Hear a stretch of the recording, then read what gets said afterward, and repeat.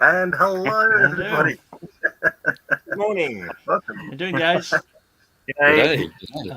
G'day. Welcome to Collectively Speaking, everyone. It's I put it on the thumbnail. Third big year. Like it sounds like we've been going, multiple seasons and 100 episodes and. Have we we started done this 10? Yeah. How many have we done? I don't know.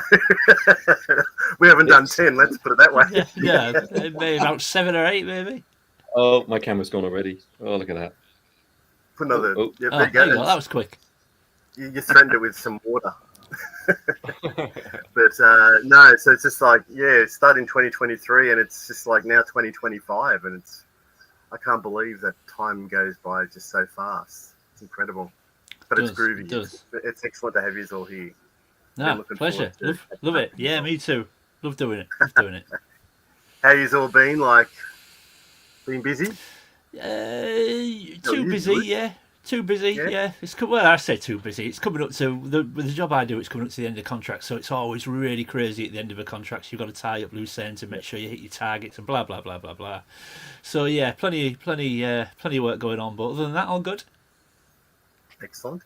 Scotty, how you been? Pretty good. Also busy. Work keeping me busy, and I got one of my sort of close. I don't know if I'd say childhood mates, but a friend a mate I've played soccer with and been friends with for years, who lives in the States now. He's been visiting for the past few weeks, so it's been cool. Weekends of revisiting our 20s and struggling forward on Sundays. So thankfully, I'm not in that sort of shape this morning. So he heads back to the States today, and I'm quite grateful for it. Very good. Looks like you're growing a good mow there, actually. I guess it's a beard, but it looks like you're growing a mow or a goatee. Oh, I hacked it back last night. It was getting a bit out of control, so maybe I've missed a bit up here. I don't know, but it looks good, Scotty. Good. Looks good, man.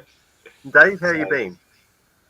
I've been well, thank you. I have to apologise now because my camera keeps freezing. So for the next 2 hours, I'm going to be either here or blurred. So just have to deal with it, I guess. But yeah, I'm doing well. We're 6 or 7 weeks already into the year. I don't know where the time's going. But having fun. I've got a few restorations going on right now, and good. just I'm looking forward to getting back to the toy hunts and the fairs and stuff. So all good tomorrow. Yeah, I've got one tomorrow morning. Yeah. Beautiful. And Andrew, how you been, my friend? Good, thank you. Yeah, been very well, actually. So, been good. Good. We'll go to the comments. We've got a couple of people in the chat, so we'll go and say hello to and good morning and evening to everyone. Hey, Nate. First off the ranking, Nate. Hello, Nate. Good to see you, Nate. And we've got Dino. Dino. Coming up there. And maybe Sarah. G'day. Thank you for joining us nice and early. We've got Jules. Jules. Good morning, Jules. Saying there, always good to have a good Sunday. Yeah, maybe if you've got a coffee or have already gone through that stage already. That early morning. Hey, who's that? Yo, all in the chat. Who's that? Right. No name. I guess a new one. Angelina. She's from this one all the way from Russia. Oh my goodness. Oh wow. I know this person. That's incredible. Thanks for joining us. That's amazing. We've got Jonathan Redmond. G'day, Jonathan. Evening. He won't.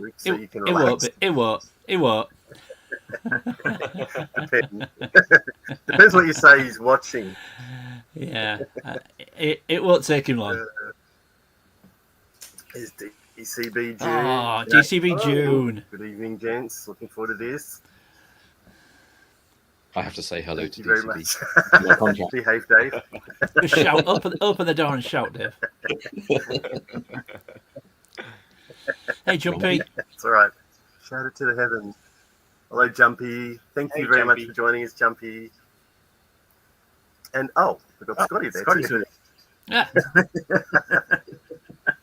Yes, I do. I'm not wearing a cap. I don't know. I've let the hair grow. It doesn't look like it, but it's all stuck to the head because I've slicked it back. But it's too hot for a beanie and a cap. I don't know. I just couldn't be bothered wearing a cap today. Well, I only do it because of the light, because the light shines off the head, and Oh yeah, Mm. yeah. that's all. I should do that, shouldn't I? Go and put a cap on later. 6 weeks. So- It is for Shabby. Shabby's going to be putting up his decorations next Yeah, week. yeah, he'll be putting up his tree again. Yeah,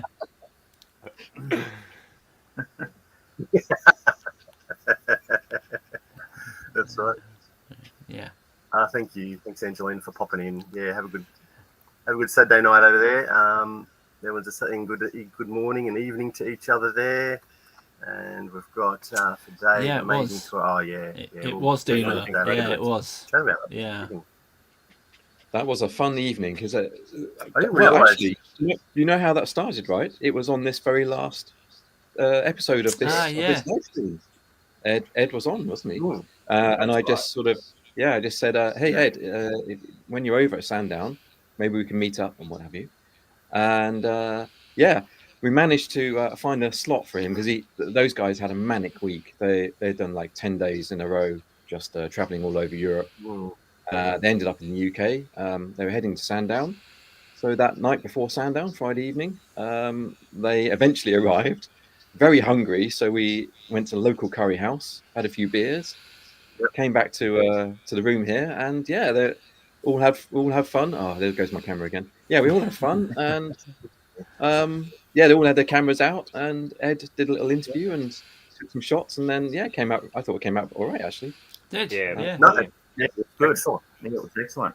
Yeah, But I was fun. wondering, Those guys they were touching the toys. I was just wondering, they're pulling the toys out. Okay, you must have taken a little bit to put them all back, sort of thing.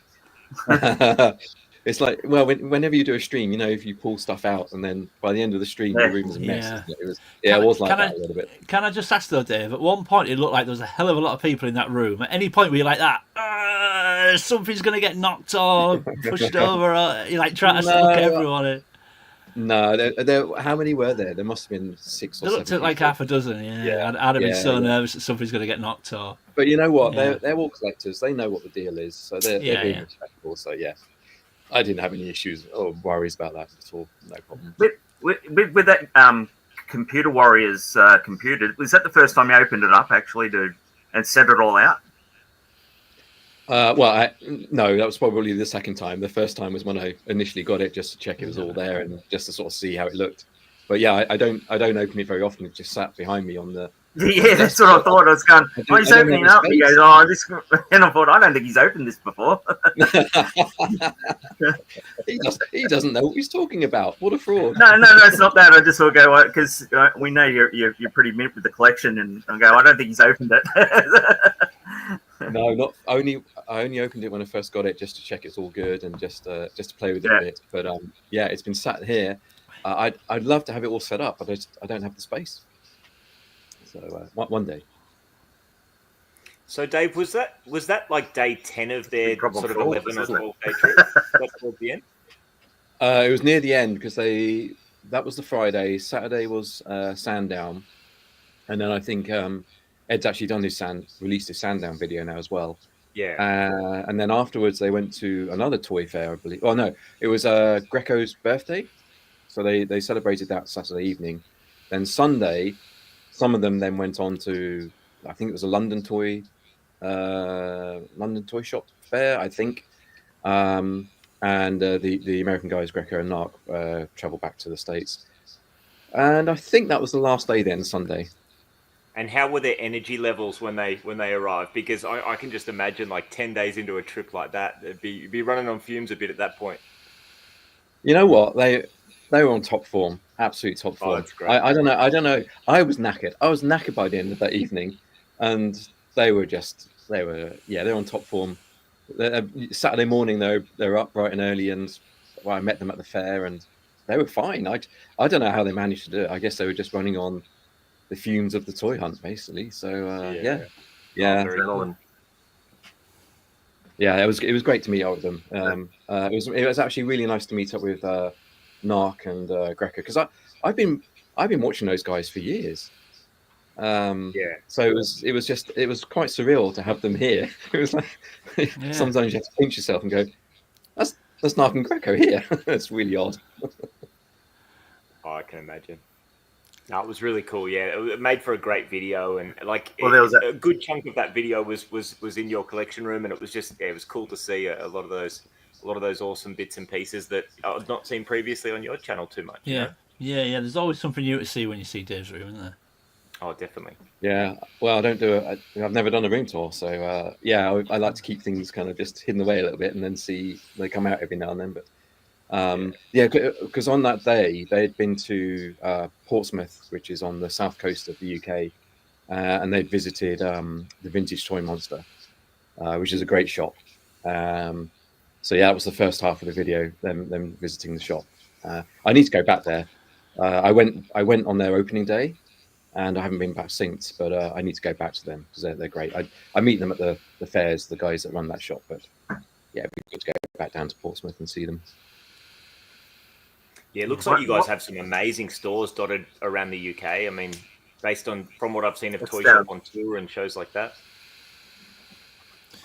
Yeah, I mean, there's not. I've got to admit, there's not a huge amount near me. A lot of the shops are more down south.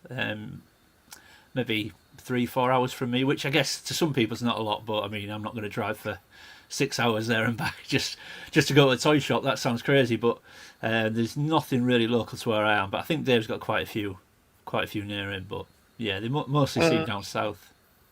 Well, they're scattered around. Yeah, down in Portsmouth, and then you've got I guess there's a cluster of them in around the Birmingham, Leicester area.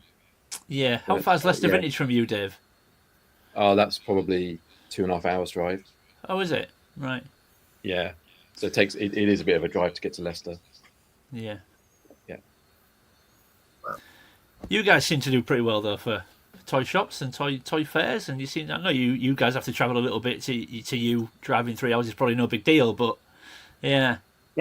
Yeah. I mean, look, Matt, Andrew, and I, we've definitely driven 3 hours each way to go to a vintage store or to go to a toy fair. I mean, but I don't know. Maybe if there were more here in Sydney, like in Greater Sydney, or even in sort of out further into New South Wales, maybe that would seem a bit crazier. But we do well for toy fairs here, like Collecticon in different parts of our state. Put on a lot of great shows. Shops not so much, so we've got to travel a bit further. Right. Yeah. Yeah, Analog Toys visited Lobos, didn't he? Did you see his video on that on the store? I did. Yeah, I'm going there next weekend. I can't wait for that. So yeah, I'm looking forward to it. Yeah, I thought he did a really good video on that. Actually, that was it. Get your orders in now. Exactly. Send your wish list. There is. I've got to admit, there's so many videos I watch of you guys and you, Scott, as well, and I just think, I wonder if I message the guys if they can grab that for me. But it's like they filmed that 2 months ago, Luke. It's like it's done. It's gone. Yeah, exactly. Yeah. The amount of times I see things though, and I was like, I'll just give them a shout, see if they can pick that up. But it's like, yeah, they've done that. That's gone long ago. Yeah, unfortunately. Well, Dave, what did they think of with the toy shop they visited about the prices compared to the US? So, like when they film it, we can see the prices, which are in pounds, of course, and I was thinking, to them, is that like more expensive than actually getting it in the US, or like compared to? Do they sort of mention that? They say, this is cheaper. Yeah. We can find it cheaper in the States, or you know what? Because we pick up stuff in the States because it's generally better for us. It's generally cheaper in the US, I think, for stuff that we want anyway. Plus the exchange rate is a little bit favourable.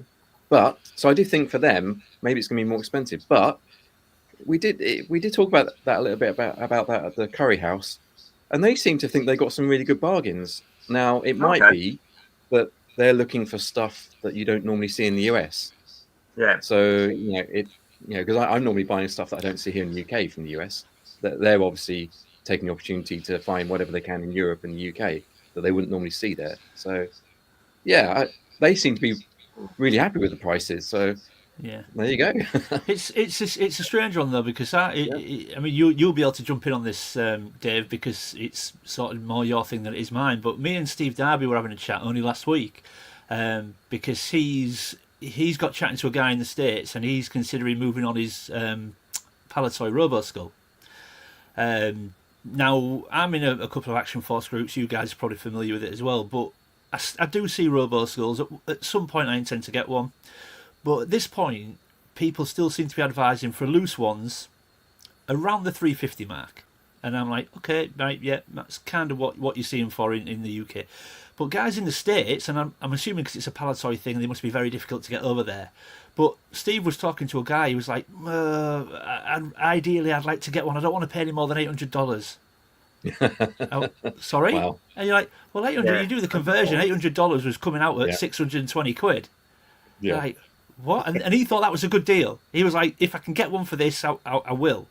And so Steve messaged me, he's like, is this the going rate for Roboskulls? I was like, not in the UK, it's not, but they obviously think that so trying to get one over there, I'm assuming, must be so difficult that's a good price to them, you know.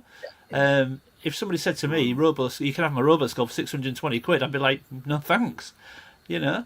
I think it's fascinating, the difference, you know. Because I think because that new Roboskull that came out, it pushed the prices up of the vintage ones, doesn't it?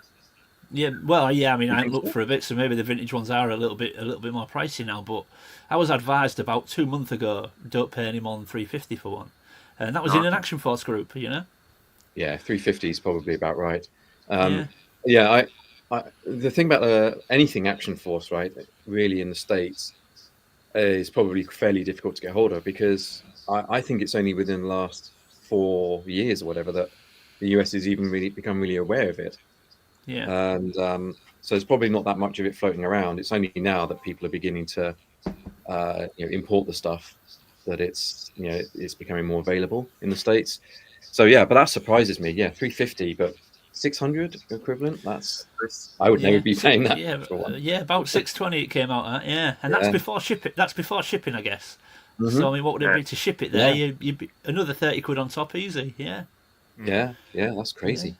Yeah, but and he thought that was a good deal. So Steve was like, I might sell it because I was like, well, the thing is, look at it this way. I said, if you can get that kind of money for it, you could get another one and have money left over. You know. Yeah. Yeah. Reynolds wheel and deal. If I had one. Yeah, you love those. Oh, I do. Yeah, I love it. There's honestly Good nothing old Gen more X did the satisfying. same 10-day road with my mate. We wouldn't be mates. Right, yeah. Like that day too. You'd know your friends that little bit better after traveling, To say hi to 24 Chris, hours a day for 10 days. Yeah, you do. Well, we've done it, Scott, Andrew. We've done it, so we know we're And it was friends. a blast. Yeah. Oh, my camera's beginning to annoy me. Don't worry, Dave. It'll be fine. It'll be fine. Nobody's noticing. I've definitely got gremlins going on my machine at the moment. Yeah. Am I coming through a bit like funky? Yeah, you're a little bit broken up, Matt, as it's coming. It's just breaking up a little bit. That's all right. Yeah, I've got technical issues with myself. I think it's the internet. So I don't know if anyone can hear me. Can hear you? Yeah, can hear you? Okay, mate. See, it's a little bit laggy.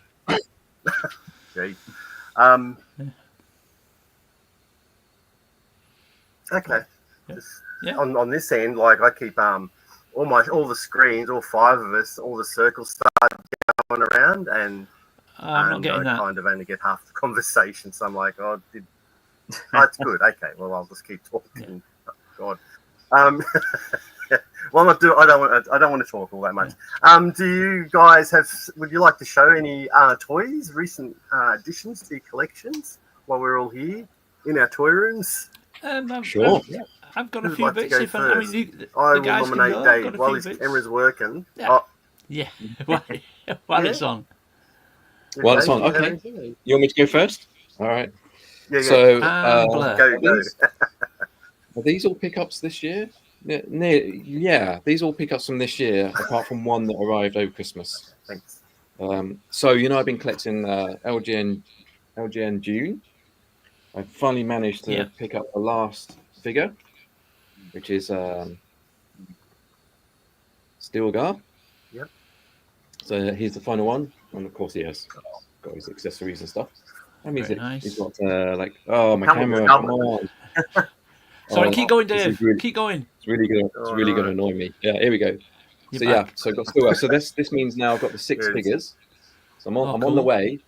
So I need to pick up the some of the vehicles. There's one vehicle that's actually in scale for the figures, so I'm looking for that. Now, Yep. these are fun. Maybe not what you'd expect me to be picking up, but I have been looking for these for quite a long time because I remember Joe at Leicester Vintage talking about these, and it's they're from Palitoy, so talking of UK specific things from 1979. So this is old Palitoy, and they only did 3 of the characters, but they are from the Muppets. Oh wow! So yeah, 1979 Palitoy Muppets. Wow. So we Incredible. got Fonzie, and they got a little button on the back. Brilliant. Shows his mouth. Waka waka. So there's 2 other characters. Who do you think the other characters are? That's going to suppose- have Kermit. One's got to be Kermit, hasn't it? Yeah, gotta Yeah, be Miss, Kermit. Miss Yeah. Piggy. Here's Yeah. Kermit. I've got him in a Yeah, sitting pose at the brilliant. moment. Piggy? Yeah, Kermit and Piggy. That's so, Oh, I had no idea these existed, man. Yeah. They look a bit Yeah, like they a fast do. food toy, don't they? A little bit, yeah. I mean, Yeah. I think the fact that it's Palitoy and then sort of 79, I think it's brilliant. I love it. So I've been looking for these for a long time. And it was Leicester that talked about them, and I thought, I'll look on eBay. No sign of them anywhere. But I did some research and I found some, like pictures of carded ones, but I couldn't find couldn't find them anywhere. And then I was watching a Leicester Vintage stream about a month ago or 3 weeks ago, and there they were in the shop, all 3 of them. And then this is one of my Wow. favourites. Right, yeah. Yeah, that's a good one. Yeah, Love that's a it. good one. Oh, Yeah. So Oh, they only did the 3, which is unfortunate, but I love them. I love those. But you've got them in let's one see. fell swoop. Yeah. Now, I did talk about this. I think when talking of the Robo Skull, the new one, Scuba and I were on Shabby's channel when Scuba was unpacking his Robo Skull, and we had a small conversation about an auction that was going on a couple of days later, which was auctioning off some of Bob Breakin's personal collection. Right. Yeah. And he had on there some prototypes. So I probably spent more than I should have done, but I managed to grab 2 of his prototypes. But So, what did you once say to me, Dave? yeah, Sometimes you've just got to spend the money and get what you want. Yeah. yeah. So the first set of prototypes, which I went, well, actually, I'll go with this one first. The first prototype, it's going to be difficult to show because they're all wrapped up right now, and I really need to put these in some acrylic so they can be displayed nicely. But right now, they're all kind of, and this one's going to be difficult to show because it's all in bits. But Palitoy, when they're working on their Action Force line, they were thinking about what the construction of the figures would be. So one idea they had was to provide alternate legs and arms that could be fitted to the torso, so that the figure could either be standing or they could be kneeling. So this is a prototype. Is this metal or is it resin? I think this is red. Oh, camera, come on. Oh, this is so annoying. I'll get the other bits out while I can. See if I can find them. I'm really worried about touching these, to be honest, because they're probably quite delicate. Here we go. Oh, my camera is not playing today. So annoying. not playing nice, is it? No, it's really, really frustrating. Somebody else do something, and I'll come back to this when my camera's. I can unwrap this as well. Lukey, would you like to show something there? Yeah, can do. I'm really pleased I'm now getting to go before Dave because I feel it'd be better for me to go before he starts pulling out some of this stuff. So Matt, you'll like this. I picked this up for a bit of a steal on a Facebook group the other day. Yeah. I didn't know these existed till a few months ago. I got What's that. that? So Oh, that's a figure case. I didn't know these existed until. But what I find interesting is if you look on the back, Yeah. that Yeah. Battle Cat's red. Oh, Yeah, Fine.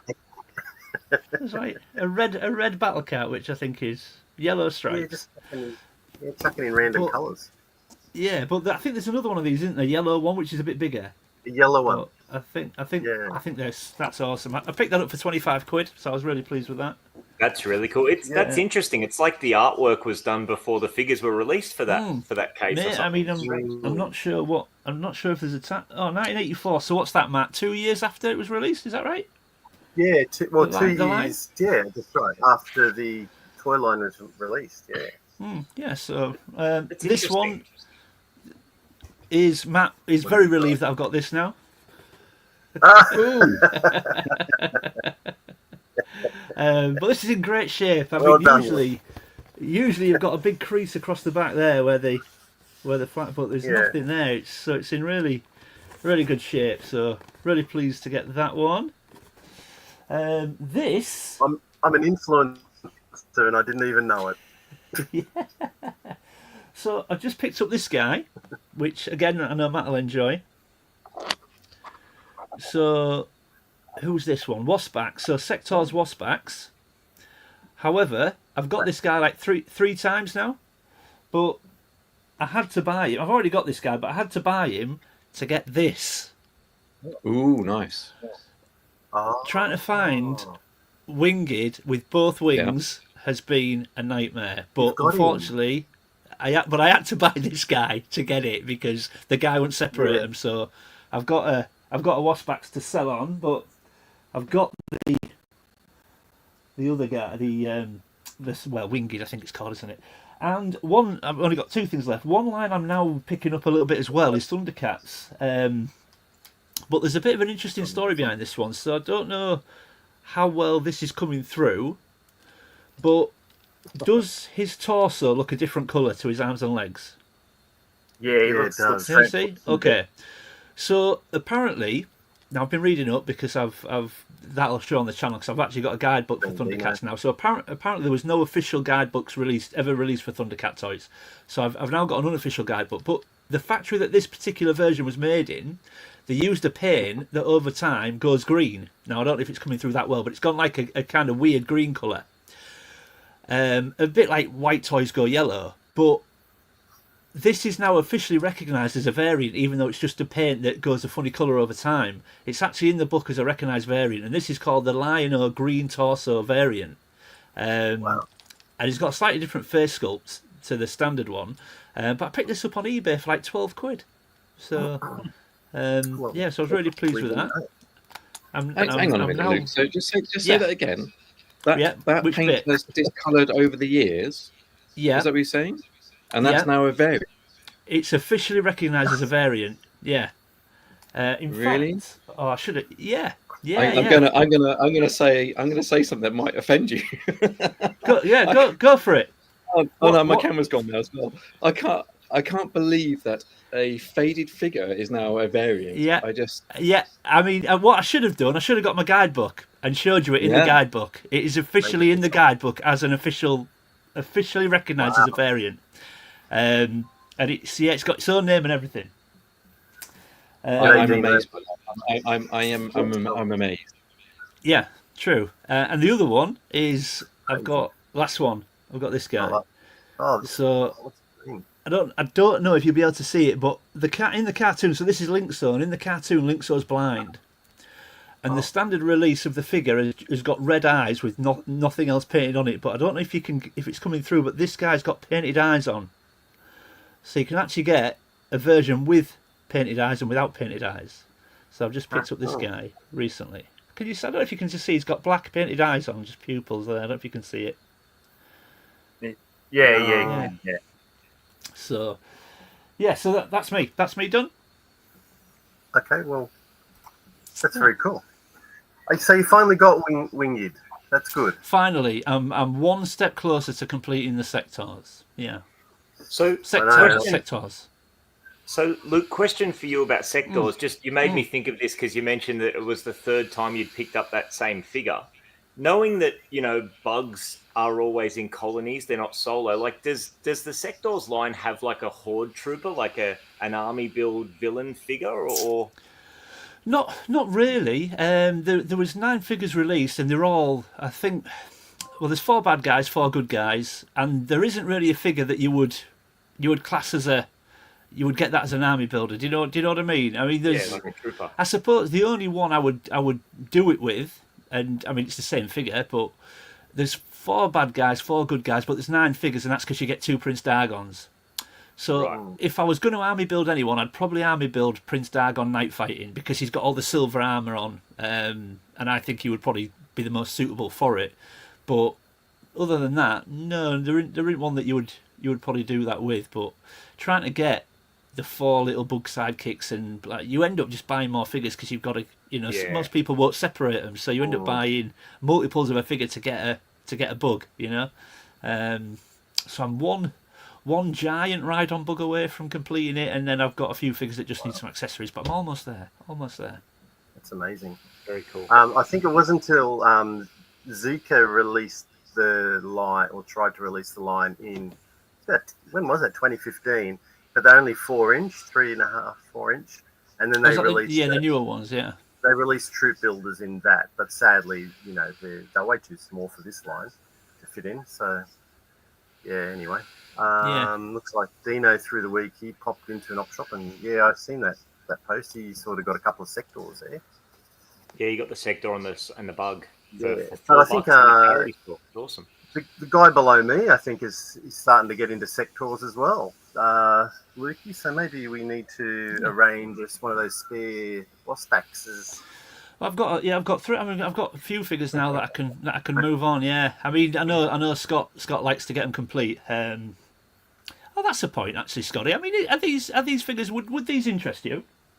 I mean, do you have that guy? I don't think so. I mean, I don't have that guy. I know you generally like to get him complete, but he is only missing his shield. He's got his harness, he's got his gun, and he's got his sword. I mean, if you wanted that guy, I could hook you up, no problem. I have, I don't know. Look, I am a sucker for a complete figure, but I have sort of, I don't know, become a bit more flexible, in my sort of, I wouldn't say old age of collecting, but look, an accessory in each hand will do me just fine. Yeah, like I say, he's got his body harness. In that hand, he's got his pistol. In this hand, he's got his sword. He's literally just missing his shield. So generally, I guess his shield would go in that hand, and then he's got a holster for his gun there. So he just put his gun in there, I guess. Yeah, very nice. Well, we can get you a shield, surely, because the shields are not that difficult. They're not. No, we could probably get you a shield. Yeah, probably. We'll find you a shield, Scott, before that's sent. One thing I do like about sectors is, to your point, Luke, it is only maybe like, what is it, 8 or 9 figures? Like it's not nine figures. Yeah, it's not a huge undertaking. It's not. I mean, the hardest part is just getting them complete. I mean, out of 9, I think I've got 3 now that just need a couple of bits. But the hardest things to get with sectors are the little bug sidekicks with the wings. The backpack for Prince Dargon Night Fighting, always missing the wings. And Dave will attest, the big ride-on bugs, especially Dragonflyer and Spiderflyer, trying to get them with wings unbroken. Well, wings at all. A lot of the time, wings are missing completely usually. But then if you get them with wings, trying to get them in working order, the motors working and unbroken wings is, not easy.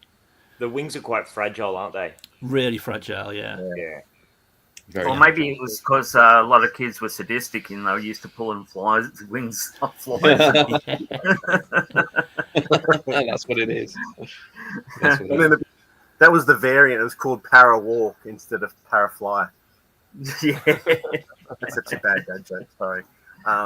What's Nate saying? I guess it's a variant because it's identifiable as having that specific paint. Yeah. I'm still going to say that can't be a variant. My definition of variant is something that was released. I understand that. It's in the book. It's in the book as a variant. Yeah. There you go. Yeah, the book made the call. Yeah, but it's an unofficial. Who wrote the book? I mean, it is. Yeah, obviously it's an unofficial book. I don't think there's ever been an official guidebook for Thundercats being released, but it's in there. Otherwise, every single faded figure, of which pretty much every figure fades, is now an official variant. In my head, Well, I can't really. I think it's down to whatever plastic in this particular factory that they used, and it's yeah. But Okay. apparently it's known and listed as one. So yeah. Oh, no, it's interesting. I've never heard of that before. No, well, I've not. Based on No. fade. Yeah, interesting. I like Jumpy's comment too. It's officially recognised as an unofficial guide. Yeah. Well, it must come down from the Department of Action Figures. Department of Accurates. The Ministry of Figures. The Ministry of Figures, yeah. But the thing, I mean, the thing that I find fascinating about it is though, how many times would you, if we knew maybe more about it, how many times do we see someone put a Bespin Luke or a Fanboy Luke and say this is the rare strawberry blonde beige brown hair, or have you just left it in your window for a year? And now you know. And then you get the figures which are kind of unpainted, so that the head's been left unpainted. Well, I can remove the paint off of most figures' heads quite easily. So to me, I don't really have a fascination with those kinds of variants. It just doesn't appeal at all because they're so easy to mimic or fake. So it's like, how do you know that they're really? Yeah, I suppose then, as somebody got a Linkso with no eyes and painted his eyes on him and sold it to me. Yeah. I don't know. Yeah, it's hard to know, but it was released with lesser paint on it. I guess. Hey, Crackles. G'day, Crackles. Yeah. Thanks for joining, guys. Hey, my camera seems to be going. Shall I just do? Yeah, let's. I know what's going to happen as soon as it goes full screen. My camera will go. Right. So back here. So Bob Breakin, chief Palatoy designer, was auctioning off his personal collection in which he had a load of prototypes. Now, in 1981, I've got a little note from Bob that's sort of the official certificate. They were working on the design of the Action Force bodies. And so this is actually a prototype from 1981 of a figure with removable arms and legs. And the idea was that the figure would come with alternate arms and legs. So some were bent, some were straight. So as an example, we've got straight legs here, and there's a pin that would allow you to attach. So this is just a prototype, but I imagine the actual thing, if it went to production, would be slightly different. So you've got straight arms there, straight legs, sorry, and then you've got these kneeling legs, like so. So that's kind of like the soldier kneeling down kind of pose. So yeah, this is a prototype from 1981 for figures that they never actually produced because they went with the 5POA of Star Wars for Action Force originally. And then the other prototype I got. So what I really want to do is get this probably mounted in acrylic with the certificate probably as well, because I think that would display really nicely. And then the other idea that Bob Breakin had was to do with the Red Shadows, the enemy team. Yep. So his idea was that Baron Ironblood, he's the white guy with the black mask, he went back, he got himself a time machine. So they're floating around with ideas and story ideas. He got himself a time machine and went back to prehistoric time to find new recruits for his army. So they put together these prototypes. Now these are metal. Are these metal? I think these are metal. Or are these resin? I can't remember. I have to look on there. I think they're resin actually. And these are resin prototypes of Cyclops figures from prehistoric times. So these would have been additional army figures for the Red Shadows. So these are prototype figures that were never released. He's missing his hand there, but yeah. So these guys are Cyclops. You can see if I can get that focused on there. Yeah, beautiful. So yeah, these were 1984, I think. Yeah, 1984, I believe that these were produced. So I think these are actually Bob's designs. So again, I'd like to get them mounted probably in acrylic and get the good morning, Mike. Get them on display in acrylic. G'day, Mike. So those are one-offs, basically prototypes. These are the first prototypes I've ever had in the collection, and probably the only prototypes I'll ever have in the collection. Have you shown anyone these, Dave, or are we quite... No, Wow, it's the okay. first time. Well, thank you for sharing this with us. It's amazing. Because to be honest, they've been since I got them, I opened them quickly just to make sure they're in there, and then I wrap them up and put them back in the box because I really don't want them to get damaged. Because you can't buy these anywhere else. So did Bob? Was he a sculptor as well? Would he have sculpted those figures? I don't know if he would have actually. Do you know what? I honestly don't know. I don't know if he would have done the picture and then somebody else would have sculpted it, or he would have sculpted it himself. I don't know. I think I'm probably going to message him to say, Bob, just to let you know that these figures are in my possession now, just so you know where they are, and they're staying here in the UK. I'm not selling them on or anything like that, just so he knows what's happened to them, and then strike up the conversation around. Okay, tell me a little bit more about how these were produced, or the sort of background to them. So let's see. How old is Bob now? I don't know, to be honest. Yeah, it's got to be. Yeah, it must be. We've got, and then I've got one other thing arrived. Christmas. This one's a bit bigger. Let's have a look. Something I've been looking for a long, long time, and it's finally arrived. Aha! Hey. Oh wow! Release the Kraken. So yeah, I got this from the States for a pretty decent price, I thought, and I was really concerned that it might be damaged or have scratches or whatever. And it arrived. It managed to survive the post from the US to the UK, survived the UK local post, and yeah, it's in like amazing condition. It looks great. Really happy with this. Beautiful toy. Really happy with it. So that completes the Clash of the Titans collection now. I haven't got any box stuff, but it completes the loose collection at least. So I'm happy about that. Will you get any box stuff for Clash of the Titans, as in the carded stuff, or you will just be happy with what you got there? At the NEC, I picked up some repro card backs, which are nicely done. But I don't think I'll find any box stuff. It's just too much. But yeah.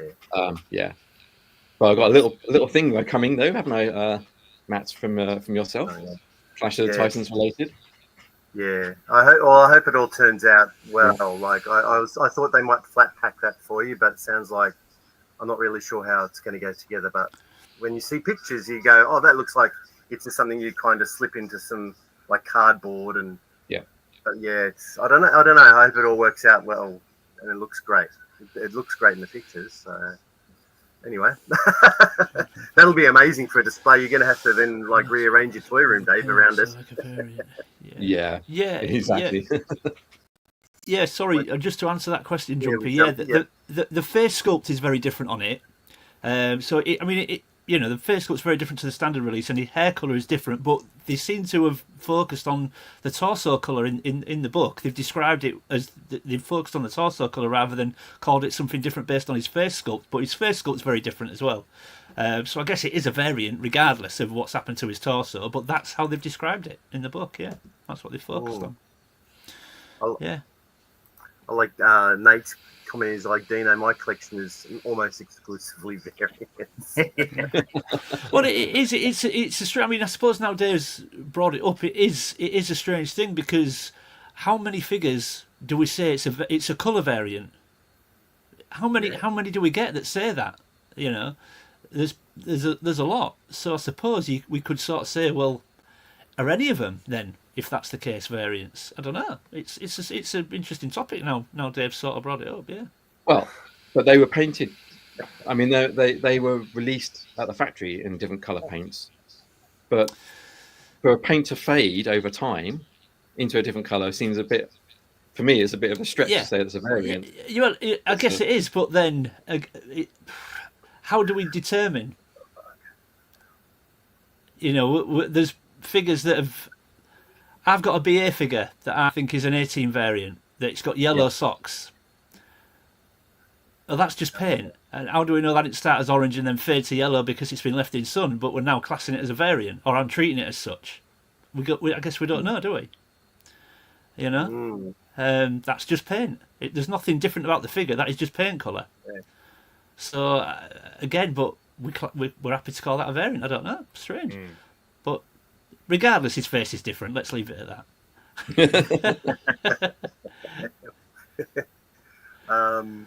His face is different. Yeah. Should we go, Scotty? Scotty, do you have anything to show Yeah, us?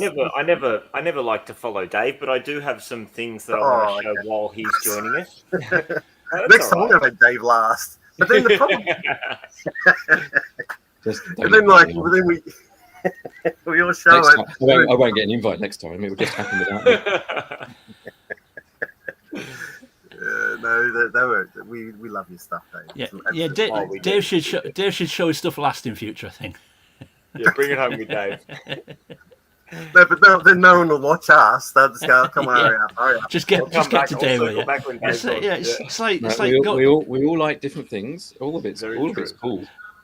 Very it's true. like bicycle riding chimps following the Beatles. Right. Hello, Adam. Hey, Adam. Thanks for coming. Thanks for joining us. Scotty, okay. Take it away.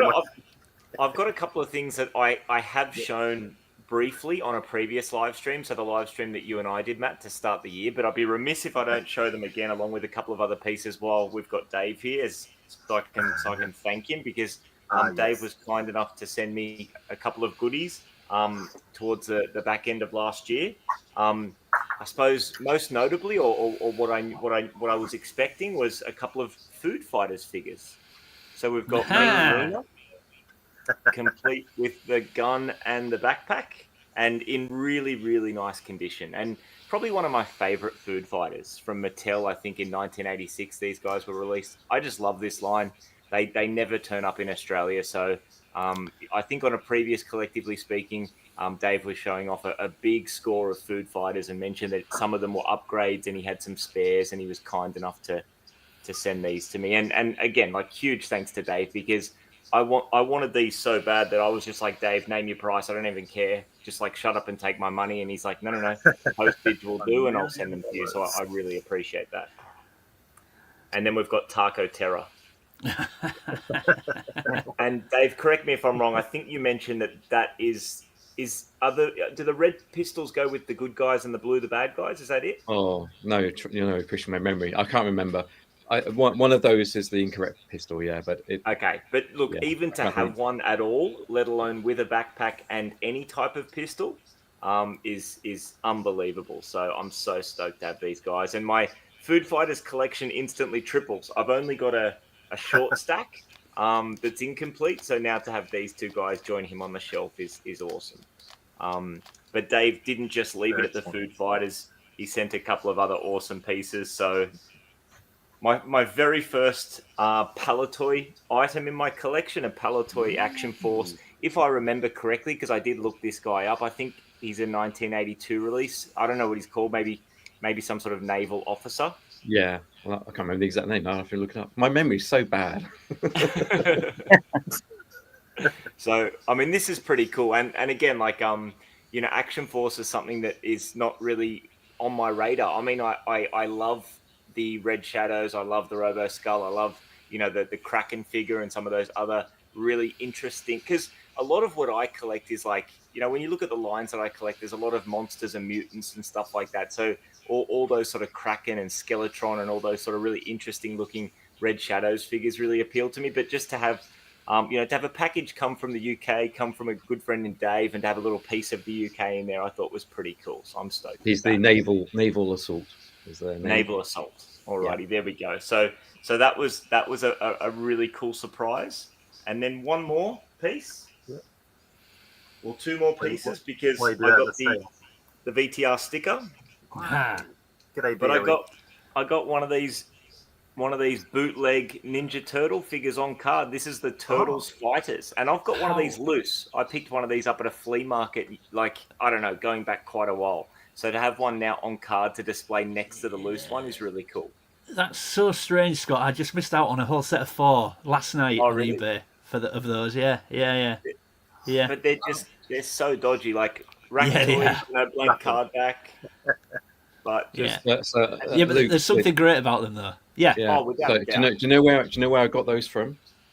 because I picked up the set of 4. Do you know where Did I you got get it those? from the Star Wars Toy Fair? I've no idea. Yeah, Scott's on it. I got them Yeah. from Echo Base Star Wars. So there's me. Oh, really? You go to Echo Base, everyone's like digging through Star Wars and buying Star Yeah, Wars. and There's you got me Turtles. buying Turtles and Mask. Well, it's funny though, Dave, because I've started sort of looking into bootlegs. I don't know why bootlegs have got my interest now. I just missed out on a set of 4 of those last night on eBay. I've started looking at the Chuck Norris bootleg figures, and in my head, they're interesting, aren't they? I don't know. They're really interesting, but they're clearly, like, when you look at them up close, you can tell that they're based on the mold of the 1988 Turtles, but it's like a copy of a copy of a copy of a copy to the, like, it's like one of those bootleg DVDs that like barely play properly. I mean, that just all the edges, all the details in the mold are like have been lost, and the hands are all kind of like, the fingers are super thin, and they're just awesome. And I think when I looked, the teeth were painted on really rough, and the teeth are just painted on. But So which character was that that was sent to you there, Scott? I can't remember which one they sent. Okay, this is interesting. His belt has the Leonardo L on it, but he's purple, and not quite Donatello's purple, but more of like a lavender purple. Wow. So Luke, I had no idea that you were looking for these, so I got the other three. It was only a recent thing, Dave, because Rachel spotted him at a vintage place that she went to the other weekend, and before I replied to her, she'd left. So I just got looking at them, and I was like, they're really cool. You can pick them up fairly cheap. So yeah. Well, I've got the other 3. So how much were they going for on eBay? Well, the set of 4 went for £20 in the end. Yeah. They were on like £8, and I put in something like 18 at the end, and I got done by £2. Yeah. Right. We'll talk at some point, and we'll sort something out. I don't. You know me. I'm not really the collector of that kind of stuff. They're not your thing. Oh, cool. Yeah, if we can talk, then yeah. We'll I'll trade you this guy for him. Is that a variant? Apparently, unofficially, officially.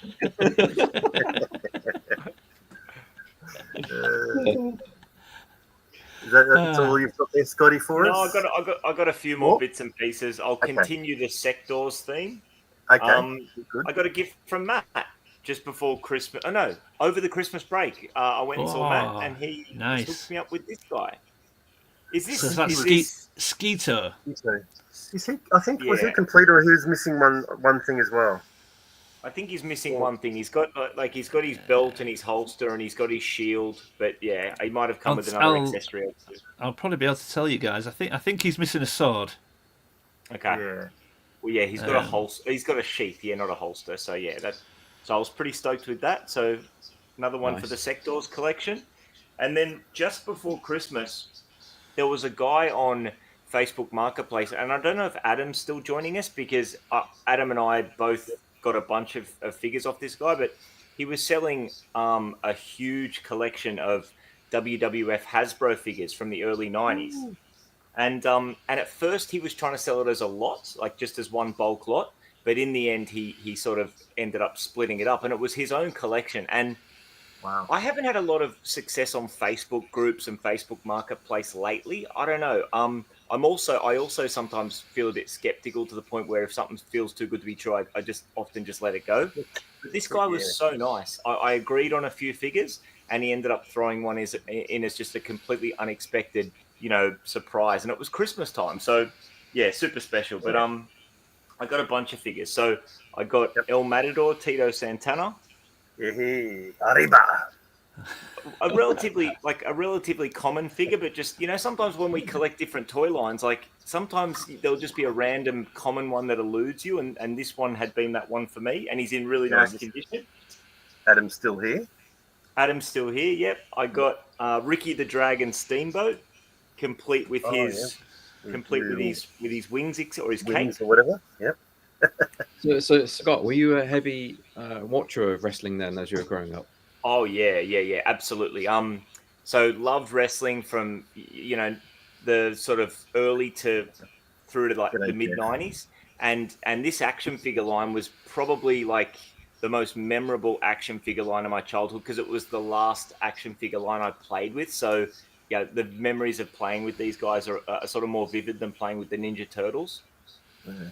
So yeah, this is a very this is probably peak nostalgia for me. So I got the second version of the Big Boss Man, complete with his nightstick, and again in really nice condition. Oh, yeah. And then cool. here's where it gets kind of, here's where the collecting becomes a bit sick, because another figure that I grabbed was the Series 3 version of the Macho Man Randy Savage. And this figure is exactly the same as the version that came before it, but just with Macho Man on the back of the trunks instead of Macho King. And when I first started collecting, I was like, there's no way I'm going to pick this figure up because it's the same, just with a different bit of text. And I'm like, and then obviously we get to the point where it's like, no, I need it. Of course I do. It's almost like a villain, but it's not. I just think that was originally the other text, but it faded over time into that new text. Yeah, absolutely. I was just going to say, someone's printed that on. Yeah. And then a similar one. So the first version of the Undertaker, the other version had slightly different color hair, like brown hair. This one's got the red hair and beard. Again, I needed that. Left it in the window. Yeah. And then so those were like the 6 figures that I bought. And then, I said to this guy, and it was like 2 weeks before Christmas, and I said to him, mate, I really appreciate the looking after me with these.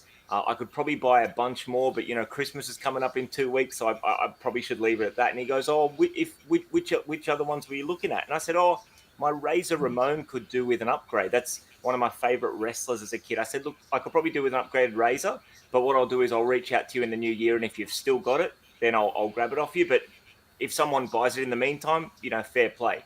And when I opened up the box, he popped the Razor Ramon in here. Oh wow! And I messaged, and I maybe naively I messaged him, and I was like, "Oh, I think a couple of these might have gone awry. Like, do you want me to send this on to someone else?" And he's like, "Nah, Merry Christmas. That's all yours." So, and this was just a random bloke on Facebook Marketplace. I mean, so someone that I had no prior experience with, but I was blown away by it, and it's in really nice condition. Got the razor blades, got the Razor Ramon text. So. Super stoked with that. So, and that's me. Yeah, that's my recent pickups that I've not shown off. So, and I'll do a video on these because I can't even talk about these. Like, it's a struggle for me to talk about these figures without spending 20 minutes talking about my memories of the figures or watching these guys as a kid. So I'll make a video about those and talk in a little bit more detail about them. But yeah, that I was pretty stoked with those. And it's interesting because, and I know, Matt, you released a video about your Hasbro WWF pickups, I think last week. And I think you're a little bit like me in that you go through patches. That's a toy line that is kind of tricky to come by in Australia, particularly once you get out of the first 2 waves. You see the first 2 series of figures quite often, but once you get beyond that, you don't see them very often. And I've gone like 6 months without adding to my Hasbro collection. And then towards the back end of last year, I just came across all those. So I was pumped. Yeah, it's great. Oh, that's good. Good video. Another Hasbro update. That'd be awesome. So I never watched wrestling when I was growing up because we didn't have any satellite TV or anything in our house, so I never saw it. Yeah. So I'm kind of like catching up on the character names and stuff from back then now. But yeah, there's one figure that I wouldn't mind getting, and I don't know the name, but he's a Mountie basically. Yeah, the Mountie he's called. Is that what he's called? Yeah, the Mountie. Right. Yeah. Okay. Yeah. So that's probably the one Hasbro wrestling figure that I would like to get. Yeah, he nice. just looks cool. And no other reason. But he just loose looks cool. or on card. I don't know. How much are they on? I've no idea what the prices are of Hasbro wrestling figures. So if you wanted to get a nice can't be that expensive, can it? It's an interesting one because the Mountie. So one of the sort of good and bad things about the WWF Hasbro line is like not many figures came with accessories. There's a couple of figures there that came with accessories, but a lot didn't. The Mountie did, and the figure's pretty easy to find, but it's the shock stick accessory, like the stun, the shock stick accessory that he came with is really hard to find. I've had my Mountie for years and haven't come across a shock stick accessory. So maybe a carded version is the way to go. Yeah, well, I've just quickly jumped on eBay, Dave, just for the sake of telling you. Obviously, this isn't sold listings. This is what people are asking at the moment. At the moment, a carded one, £300.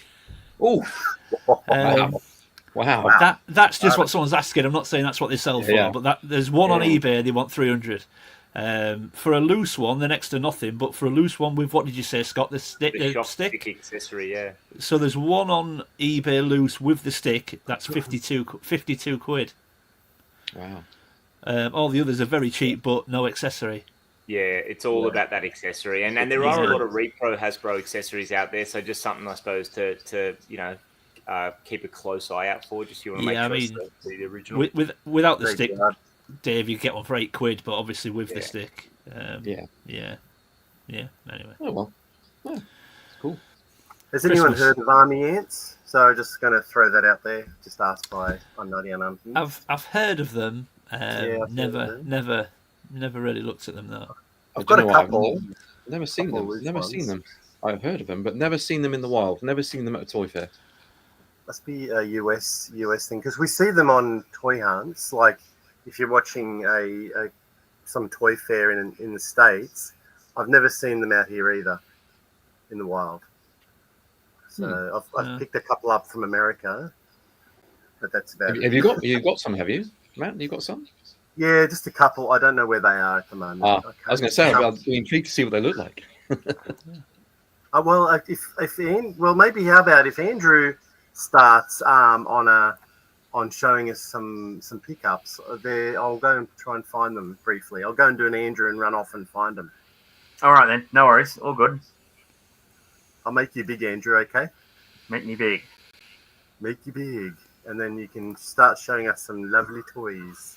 All right. As you know, I'm still on the GI Joe high, so I went out to a collector store out, which is west of Sydney, and I just walked in there, and a fellow had dumped off a load of GI Joe vehicles. I mean, a lot of them were just junkers, but they had a couple of Sky Strikers. Now these are only shells, but they're all really dirty and things like that. So as you can see, there's nothing on it. But that was one of them, and but what I did with the second one, I actually went off and acquired some parts which are quite hard to get in Australia. In fact, to try and get a Sky Striker in Australia is quite hard. So I got some parts. I pulled it apart, and put the wheels in and things like that. And I got it. So and as you know, the wings go back and forth like that. So I put a bit of some silicon grease in there to make it easier for everything to slide, for the mechanism to slide inside and things like that. So that was. Then I had to get the parts like the canopy and the wheels and the missiles and the fuel tank off eBay, but from the US, and that was quite expensive. And because the simple fact is, I've never seen one virtually on Australian eBay, a vintage one. I mean, a lot of people have the HasLab one, which is quite common to find on eBay. But to get a Sky Striker was virtually harder than getting the flag. It was. That looks awesome. Just show it again. It looks awesome. It really does. It's very With all nice, the undercarriage. Well, around that. it's hard. I mean, when you go looking for these parts, it's hard to get a job lot of parts, which I did because it didn't have the tail fins. So there was a tail fins, the canopy, the undercarriage, and some of the, as Dave, you probably know, under here. I'll hold it properly. These sort of the flaps and things like that, and there's a little set of flaps here that hold the wheels in. That stops the wheels sort of falling out, and they're often broken. And these little flaps here, and to get them is quite hard. And so with the other one, with the second Sky Striker, I'm actually. I was thinking about, well, I've got one that's sort of like decent. And with the second one, because what you can do is you can get a lot of 3D printed parts. So what I thought I would do with this one is restore it. But with the tail fins, you can get black ones. And you can get, and things like that. But you can, and the stickers, you can get them in the Maverick Top Gun Nice. stickers, so you can actually make it look like Yeah. with the same colours and that, and make it look like Maverick's Top Gun, Cool. Tomcat. And That's awesome. but I love the Tomcat because I think it was the front of the Tomcat, with these air intakes that when you're younger, they just look that beefy, awesome, look. And even on the other day, I think one of the best films I like was I don't know if you remember a film called The Final Countdown, where the aircraft carrier, they ended up going through a time portal. Kirk Douglas, and they ended up back in just before Pearl Harbor. And one of the scenes, which was filmed in live action, was the Tomcats come up against some Japanese Zeros, and but you could see the Zeros. Apparently, they were going at full throttle, but with the Tomcats, they had to have their. I mean, this is when they go supersonic and they have the wings back. But with them, they had to have them out, and they were sort of going like because they were idling because the jets would just go too fast, And so, but I really love that film with the Tomcats. Some of the other things I got was this. This was all the job lot I got, sort of thing. Was with the Canon. Nice. Unfortunately, I'm missing some bits. So with this one, there was another little leg here that's missing, but other than that, it's in good condition. I got The flag's getting busy. It's getting busy. Yeah, I got this one. Came with it. The helicopter. Wow, that's cool. What's that one called? Yeah, I love that one. And that's all pretty. I mean, they were dusty. They had a lot of dust on it, and that's why I had to wash those. What's that one called, Andrew? What's that one called? This one? Yeah. I don't actually look. I actually have to have a look in the book. Yeah. The names of these things are just. It's hard. I mean, I do anatomy for a job, and I've got to remember all the anatomy names, and then I have to push them out to push in GI Joe names. You know what I mean? It can only take so much in the hard drive. And but anyway, I got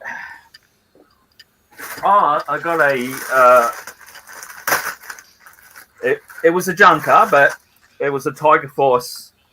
Nice. Snowcat. So, but these are quite hard to get the parts for these Tiger Force ones because I looked at it and went, oh yeah, the back's missing and it hasn't got the top there. But I like doing the Dave thing. He really inspires me actually, and just to instead of buying a completed one, I mean, to buy a junker and sort of eventually just slowly build it. Yeah, I enjoyed it. In fact, I did that with the Snow Canada Tiger Cat. Yeah, maybe last year. Yeah. And it's just Yes, enjoyable. I enjoy doing it. You find bits and things like that, and you put them together. Like the what else to get? Actually, I pulled this apart, but it was because I was cleaning it, and that's one of those bridge crossing tanks. It is all there, but it's I've just pulled it apart to wash it and things like that, and I got to put that back together. But we're doing a lot of GI Joe. I got a lot of other type of vehicles and things like that, all in one big job lot sort of thing, which was Nice. really good. I was really happy to get those Sky Strikers. And I mean, the thing about GI Joe is the GI Joe is so vast, isn't it? They're like, I like collecting the small lines where there's like maybe 4 or 5 figures and then maybe a 1 or 2 vehicles. GI Joe is hundreds of the damn things. There is. I mean, as you know, under this here is just if I can grab the camera, is when I made this put the flag on. I made it so if I can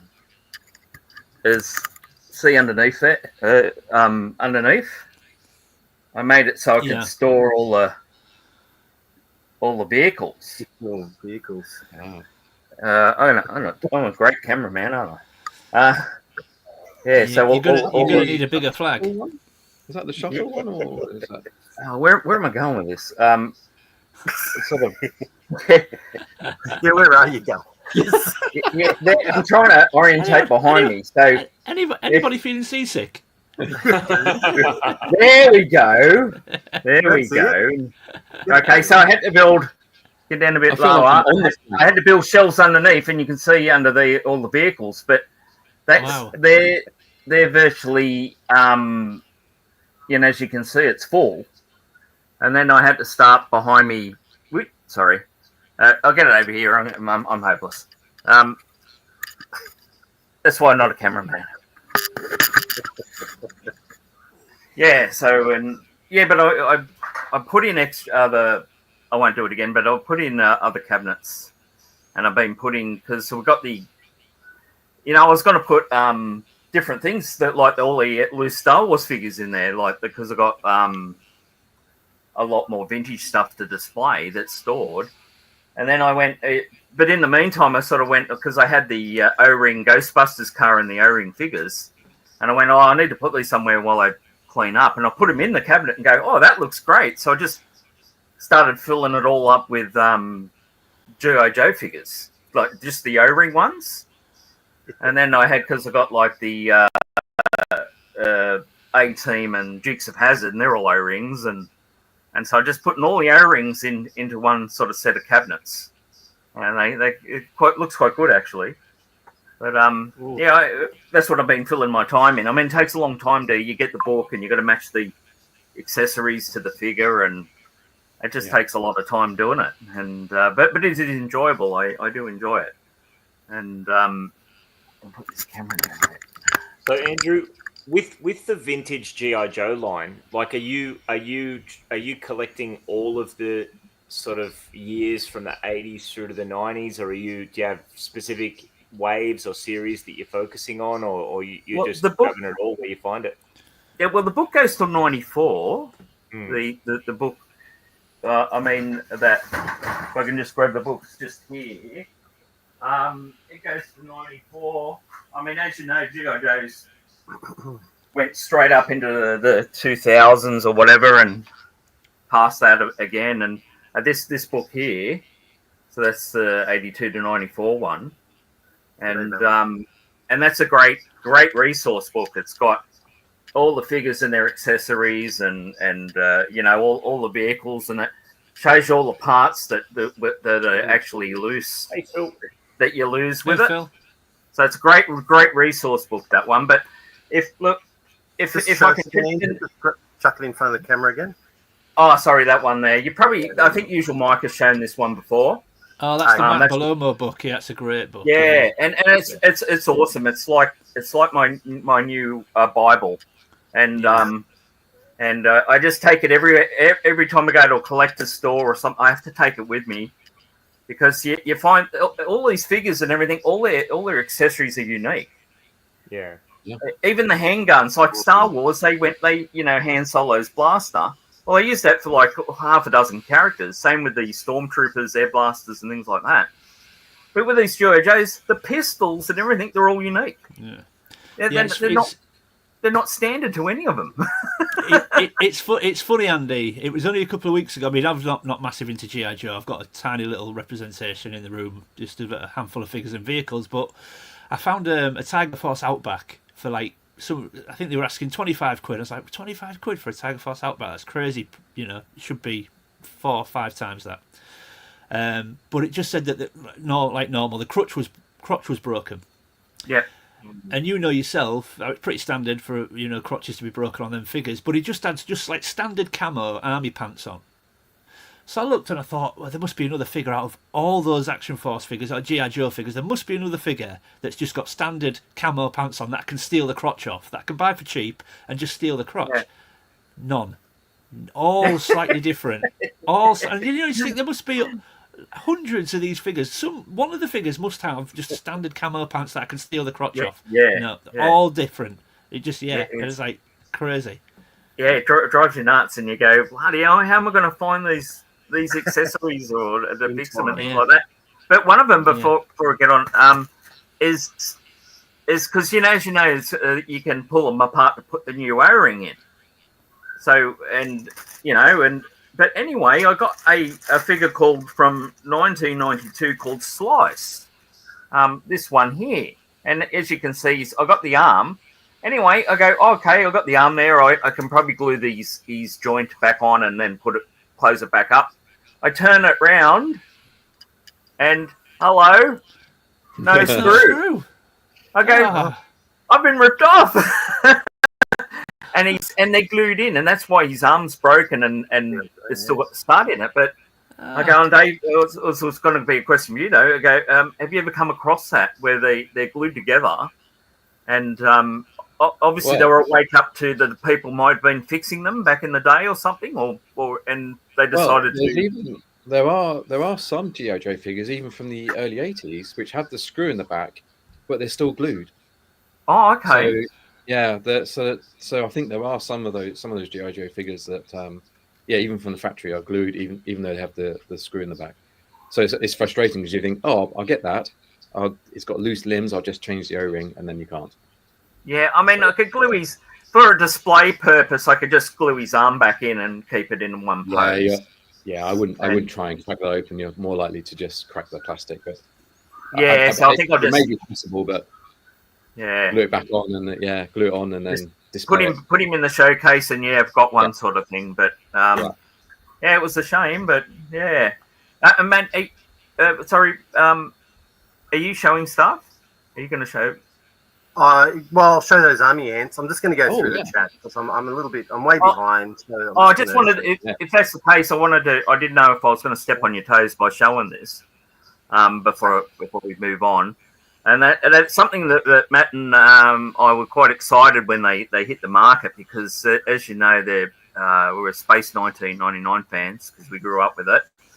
And Matt got onto me and he said, "Hey, they got these brand new carded figures from the Anderson collection, and this is Commander Koenig, and that's the 3 3/4 size."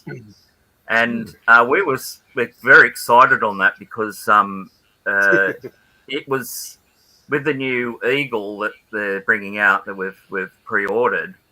They've got figures in their spacesuits, but this is the first one they've done in the normal uniforms and the Moon Base Alpha uniform.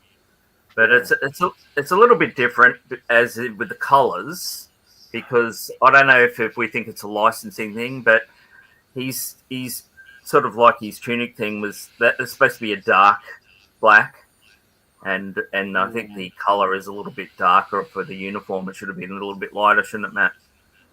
Yeah, I think they've got licensing issues going on around with these uniforms, so that's why they don't make too many figures around the uniforms of the show. So I think somehow they've we're not going back to color variants again, are we? No. No, we're just saying to have a go about that. I'm just saying that it's not the correct color for what the uniforms were. It seems a little bit off, and we just think it might be a licensing thing because they went to make ones before and they were cancelled and over licensing. So, pardon? Alfies, we got those at Scotty. Yeah, it's not called Alfies in it. Oh, nice. Yeah. Yeah, so are they POA? Yeah. So, but the ones that come with the ship, they're actually articulated with their knees and that, so they can sit in. This one you can't, but it's in scale. It'll look great with it, and even look good with the vintage one. And so we got two of them. One to keep on card. I got one that's unpunched, and then to keep on card, and this one I open up and to play with. So. They come on a stand too, which is good. I like things that come on a stand. Yeah, it's awesome. It is. I love it. I'm going to just get into the chat for a bit. So I think I showed Gerard saying hello. He's probably gone now. Just Scotty's faith in humanity is restored. Yeah.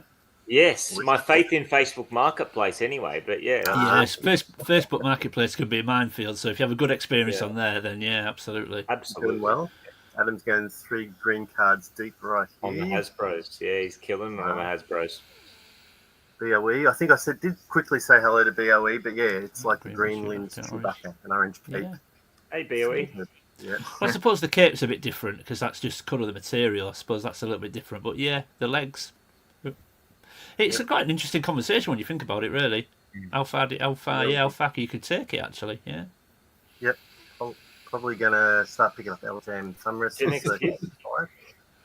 Yes. Yeah. Well, yeah, you mentioned that on the Hasbro vid. You said that, yeah, the thumb wrestlers, yeah, LJN obviously came before the Hasbros, and that was something we started with, and then that ended, and we moved off to the Hasbros. The thumb wrestlers, though, the LJ and thumb wrestlers have some figures that are really expensive and really hard to find in that line. Yeah, we only had a couple. I think we only had Junkyard Dog and Big John Stard, and that was it. I think that must have been a double pack that someone picked up. Yeah, they came in 2 packs. Yeah. So, but I don't know too much about the thumb wrestlers. So, and I don't know if there's any videos out there about the thumb wrestlers. So, £100 sterling for guys whose highlight was losing to Roddy. Yeah, this is the Mountie. Yeah. Okay. I have no idea what that is. Well, like I say, that's just what someone's asking at the moment. Don't necessarily mean what it brings, I guess. Yeah, that's exactly right. I'm just going through here. Andrew's background is looking awesome, says Dean. Yeah, thank you. Right there. Everyone's just saying hello. There was hello from Valo from Finland. Welcome. Hey, Valo. G'day. He popped in last time, actually. I think that we had a couple of different, from Europe, like just a couple of watches from Europe last time we were on. Like, I think it was just Andrew and I. The Steam Ministry of Action figure variants. There you go. Faith restored a little bit, Dave. When you look at sold items, Dave, Faith is restored a little bit. So. Oh yeah. Is it? Yeah. A carded one last week. A carded one went for £99, and a complete loose one. A complete loose one went for £23 last week. So. Okay. So that's some whites. And then we said hi to Phil. Yeah, Phil. Phil. Hey, Phil. And saying hello. Just Jeff. Jeff. Hey, buddy. Yeah, just Jeff popped in there as well. We did say, as they pop in, I kind of give them a bit of a wave, but sorry, Jeff, we didn't mean to ignore you. But yeah, unfortunately, it's easy to part them out of need be. I think the G.I. Joe, Jeff's referring to the G.I. Joe vehicles. Yeah, sliced by name and sliced by body. Yes, that's right. Luke, I hope you didn't. No, I didn't. Almost. We glued them together as kids. We did actually. Yeah, some broke. I got years ago when I was going about that big church one I picked up, and a lot of it I'm still picking off old 30-year-old blue tack. From all these parts, where obviously the kids had got the shits and went to mum and the guns don't stain and they blue tacked everything, and then you got to try and get it off. That comment from Dean does beg the question of Dave. Dave, did you like fix up and restore your own toys as a kid? Like, did you ever break anything and have a crack at doing a resto back in the day? My dad was an engineer. And a mechanical engineer, and he worked on he worked in the marine industry, so he would be installing and designing the ship cockpits, whatever they're called. What are they called? The bridge. Call it the bridge. Yeah. So he would be designing the bridges for different kinds of boats and stuff.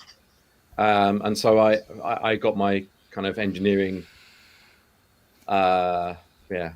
skills, if you want to call them that, from my dad. So from a very early age, I was taking everything apart. Right. Even though my dad didn't want me to.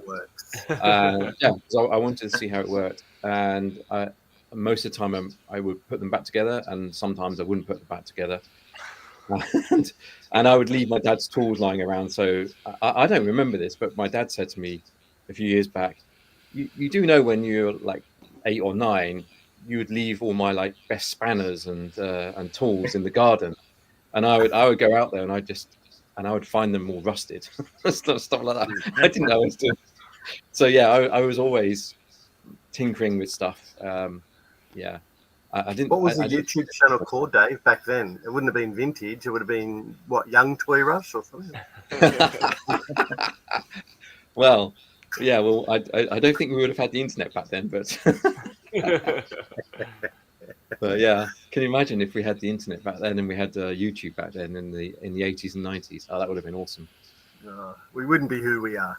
No, we wouldn't. We wouldn't have figures, would we? That's for a start. No, be stuck on that bloody internet. Andrew, do you have you got these, don't you?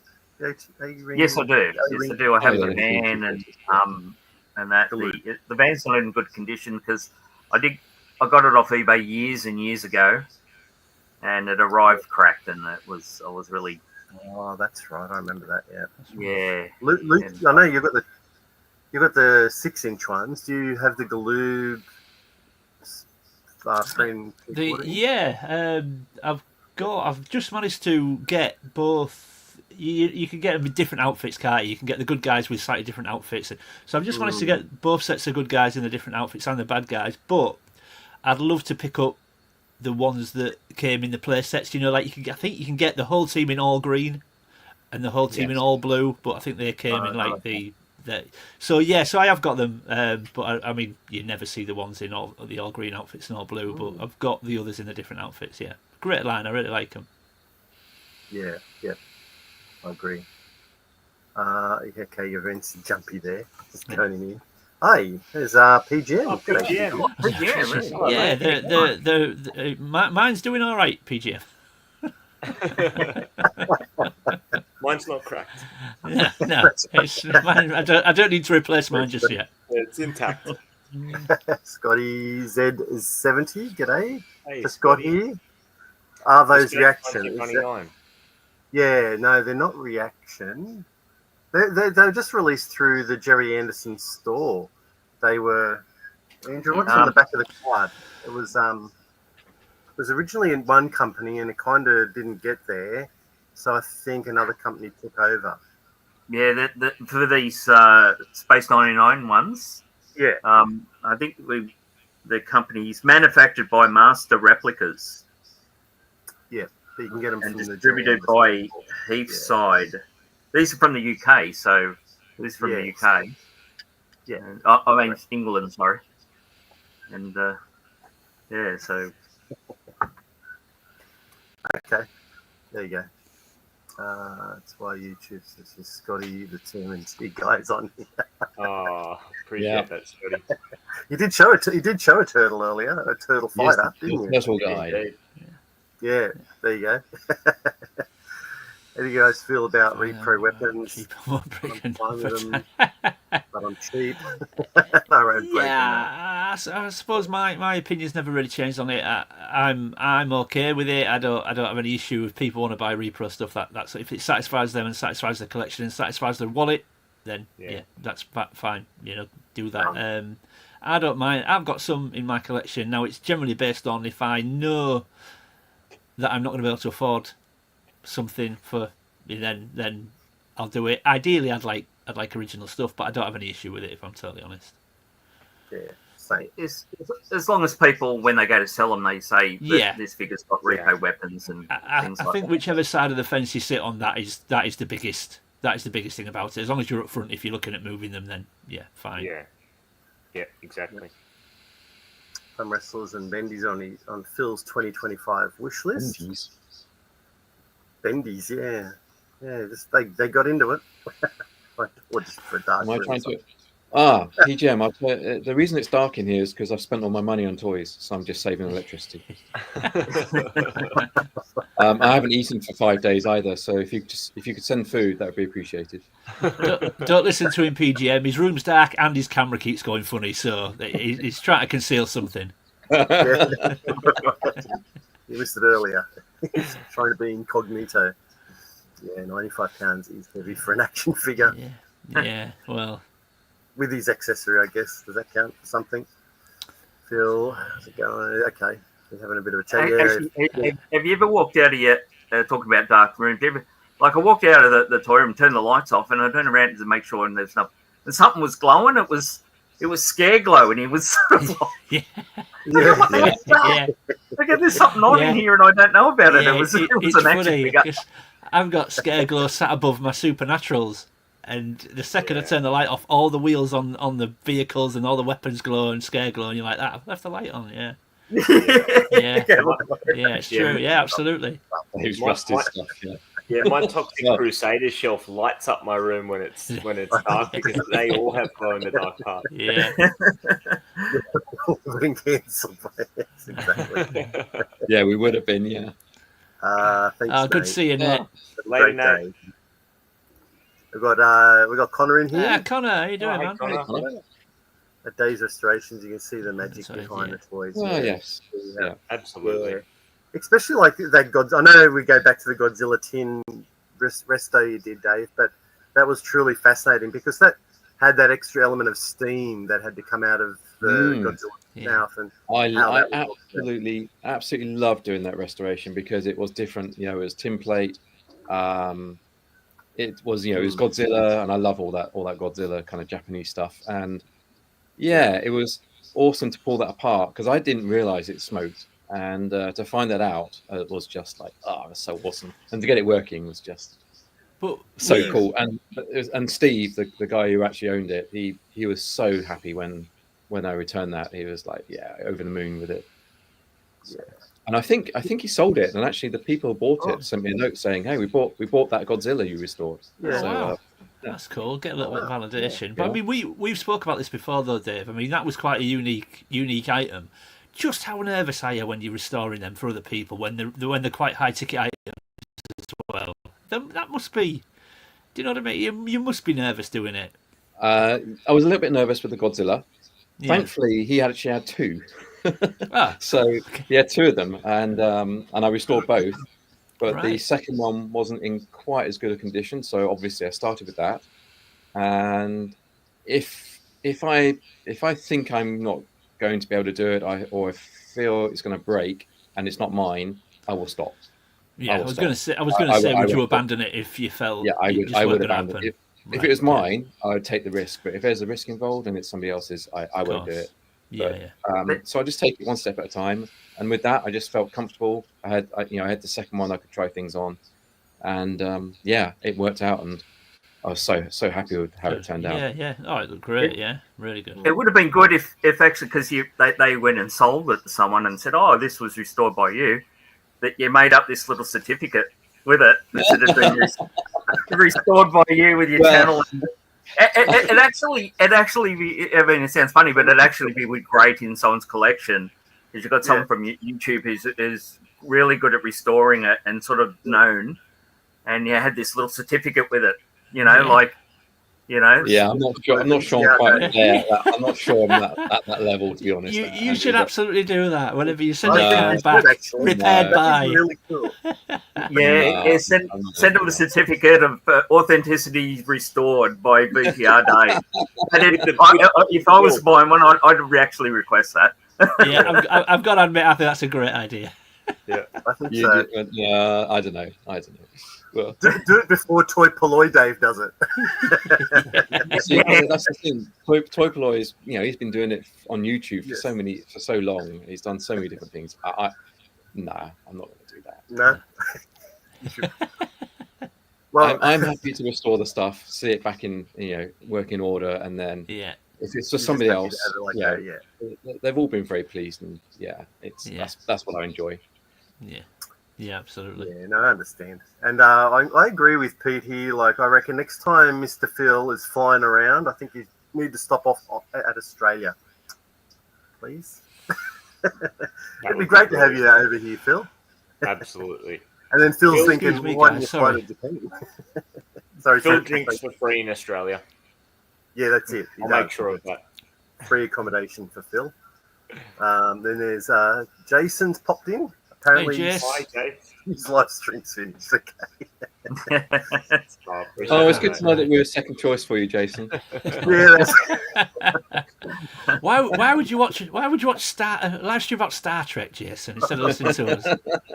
maybe. Well, you might prefer Star Trek over us. Protecting you. Dear. No, but thanks, Jason. We appreciate that. It's to see. I think we're up to date almost. I think with the chat, it just keeps going. I did just see a Space 1999 figure. Yes. Yes, you did. Scotty, White Cultures, all massive and loved in Australia. Then out of nowhere, massive foreign love. All right. I'm just going to quickly show. I can't believe the time. It's like we've been going for over an hour and a half. All right. I'm going to quickly show these army ants. Oh yeah. I have no idea of they came in packs of maybe 5 or so. I'm just going to make myself big. But yeah, from Hasbro in '87. I've only got 4. I don't even know who the good guys and bad guys are. There's orange and blue. I've got to make myself big. So there's one. Oh, so wow. they have all this is Well, detachable, so you can pull off his butt. That's a soft, without my fingers, but that's soft, sort of. And then This isn't weird at all. yeah, these are.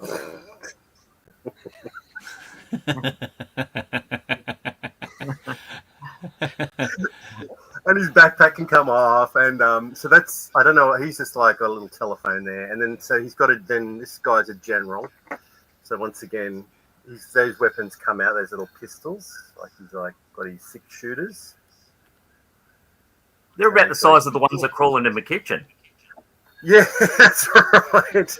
They're almost as big as the funnel webs. And then there's this guy here. So I think that's detachable. And these guys got green butt. I don't know why. But I think these are the good guys, the blue ones. And there's this guy. He's obviously a kung fu master because he has a star that's detachable. So he's holding his ninja star. But yeah, all their butt I've come never off. seen these before. No, I've never seen them at a toy fair. Never. No. So these ones are complete, but there must be I think there's about 24 of each, I think. So I've just thought I'd like to get a small sample of those into the collection. I thought they were really is there cool. a queen or anything like that? Sorry, say again? Is there a queen ant or anything like that, like a big one, or are they just all The general. Are there any vehicles? No vehicles, just the little ants. Yeah, they came in packs of 5. Like there might be such and such squadron, and then there was so packs of 5, and then I think there might have been packs of 10 as well. So I think obviously big in the US, but not so much in Australia or the UK. Quite sure there's these items out there that have been restored. I'm sure I was left a note. Yeah. Yeah, but actually, you know what? People do that in other fields of restoration. They do leave a note and a date for when it's been restored because they believe that in the future, someone else at some point is probably want to restore it again. So it gives them an idea of the history and what's already been done to it. So Yeah, that makes sense. Yeah, it's not a bad idea. Maybe. I think it's a good idea. Look, so I guess with half an hour left, we had a lot planned, but we've kind of just enjoyed our talk. I don't know. Did you want to talk about something as in what Hasbro have been up to, or did you want to talk of end of the collection, or would you just like to do? We're going to do a UK slang for us Aussies. So you just take it where you want to go, Matt. Take it where you want to go. All right. I feel like the end of the collecting makes Luke a little bit anxious, and I'm not sure if Luke's ready for that talk. Well, you know, it's funny, Matt, because I had a conversation with Rachel this afternoon. I had a conversation with Rachel this afternoon about it. I was like, Matt's talking about wants to talk about this. I'm a bit, so I don't like to think about it. What? And she's like, well, look, it's fine. And I said, what do you mean it's fine? I said, because I don't really think about it. What am I going to do? One day this has to stop. I know that's what we're kind of getting at. And what happens when that day comes? Do you think you're going to recognise when that day comes and sort of go, right, it's time to stop and get rid of it all? Or, if the heaven forbid the worst was to happen and then I'm gone, it's all here for Rachel to do whatever she wants to do with it, and she doesn't really know. And do you know what she said to me? Yeah. She said, don't worry, when you're gone, I'm just going to Airbnb your room. so it's like there'll be loads of people out there that want to stay in that room. So she said, I'm just going to Airbnb it out and people can come and sleep in it and then pay me and then disappear. I'll ask them what kind of bedding they want. They can have Star Wars bedding or A-Team bedding or Rambo bedding or Transformers bedding. And they can just come and pay and stay in it and then go. I was like, well, that's kind of sad, yet what a great idea. Yeah, So, nice to know that there's already a plan. yeah, she's thought about it. So yeah, apparently once I'm gone, it's all staying, and she's renting the room out to anybody that wants to stay in it. Luke, I think I'd be more worried that she already has this plan. Yeah, look, hey, she thinks about stuff like that. You know, I once said to her. We were having a discussion about something, and it was getting. And I said, one day I'm going to go to bed and I'm never going to wake up. You'd probably put a pillow over my face, and she went, "No, I wouldn't. I'd do it differently." Like, all right. Yeah, I wouldn't do it that way. Yeah. Now, while we're talking about it, because we were watching Dave's video the other night, and because you've got a son, haven't you, Dave? Yeah. Yeah, and we're just talking about seeing it all and what a great collection it is. And I said, well, I suppose I'd go to, we were talking about this sort of thing. And, I want to ask you, is your son happy to take it all over? No, he wouldn't know what to do with it all. He's not interested in it? No. He has an interest in motor racing, and he has a couple of old kind of dinky and corgi racing cars and stuff from history for some of his old his favorite drivers. But all this stuff here, he has absolutely no interest in it whatsoever. He's from the generation that plays video games basically, and so he wouldn't be interested in this. So I don't actually know what I would do with all of this stuff. I haven't really thought about it that much. Well, because you were saying about wanting a museum. Yeah. And I was saying to Matt, I said that the only way, sort of make you happy is knowing that it was it was all still together, because you collect over so long time that it all still together, and it's in a museum and it's still all together. But when you either get too old for it or pass away, it sort of gets broken up into the ether, doesn't it? And so my dream would be to have a museum. I to be honest, I think the collection gets to a certain size where it's too big for anyone's house. And the rule here is that we have one room where this collection lives. And as you saw from the Ed's video, I've got a load of stuff just sat in bags in cupboards and stuff. It's not on display, so I'd have to rotate all of this. And I haven't actually rotated it, and I might do soon, rotate a few of these out and put some of the new stuff on display. And it kind of makes you think, why am I still adding to the collection? Should I be selling some bits? What do I want to do? So it makes you think about longer term. What are you going to do with all of this stuff? My dream, ideally, would be to get this stuff out of the house. I know it sounds a bit weird. I've had a conversation with Luke before, but the majority of it, I like to move out of the house and into a museum, whatever that museum might be, so that it's not just me who can have a look at it, but other people can have a look at it. Well, that's right. Yeah, and it's not necessarily because I want to make money off of it. It's just so that other people can see the collection. And for me, it would mean this room would become much more of a kind of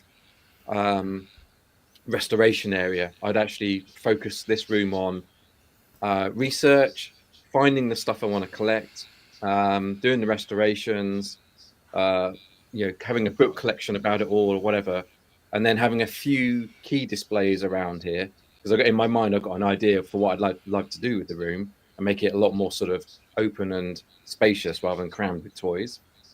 And then I would just go around collecting stuff, building up a new collection, and then shifting that into the museum. And I love displaying all this stuff as well, coming up with nice displays and what have you. So that would be my dream.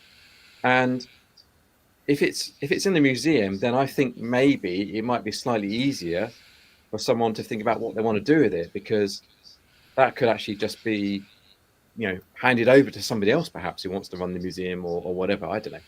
So but I am at that point where it's like you get so much stuff that it's almost a little bit overwhelming, and I don't really necessarily want it all in the house. There's no need for it to be all in the house unless, I mean, I can look at it, but I look at it 365 days a year at the moment, and then I don't need to keep looking at it. I don't need to keep looking at the same Ghostbusters figures and stuff. Why I can hand it over to a museum and let other people enjoy it as well. Yeah, that'd be good. I mean, we've talked about it before, actually.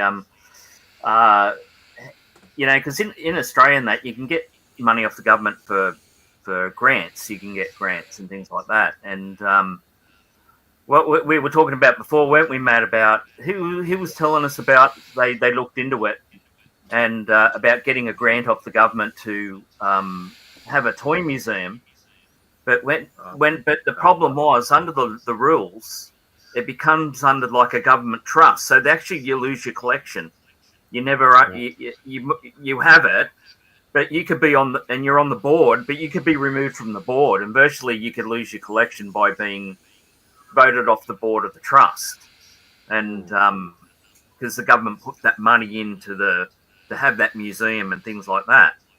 And so it wasn't so unless you got your own money sort of thing, which is really expensive. I mean, down where I live, there was an old hardware store. They actually filmed the Wolverine there, and but someone's bought it and renovated it. But it cost them like $2 million just to buy the premises, and then they had to restore it, and fit it out and things like that. So you're probably looking like, if I was going to do that museum, it would cost me like $3 million just to set up before you actually put an action figure in there. Yeah, Yeah.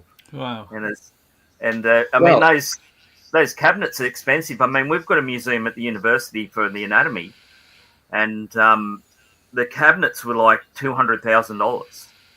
Yeah, for them to put in and things like that. And you go, that's the problem, because you want to display.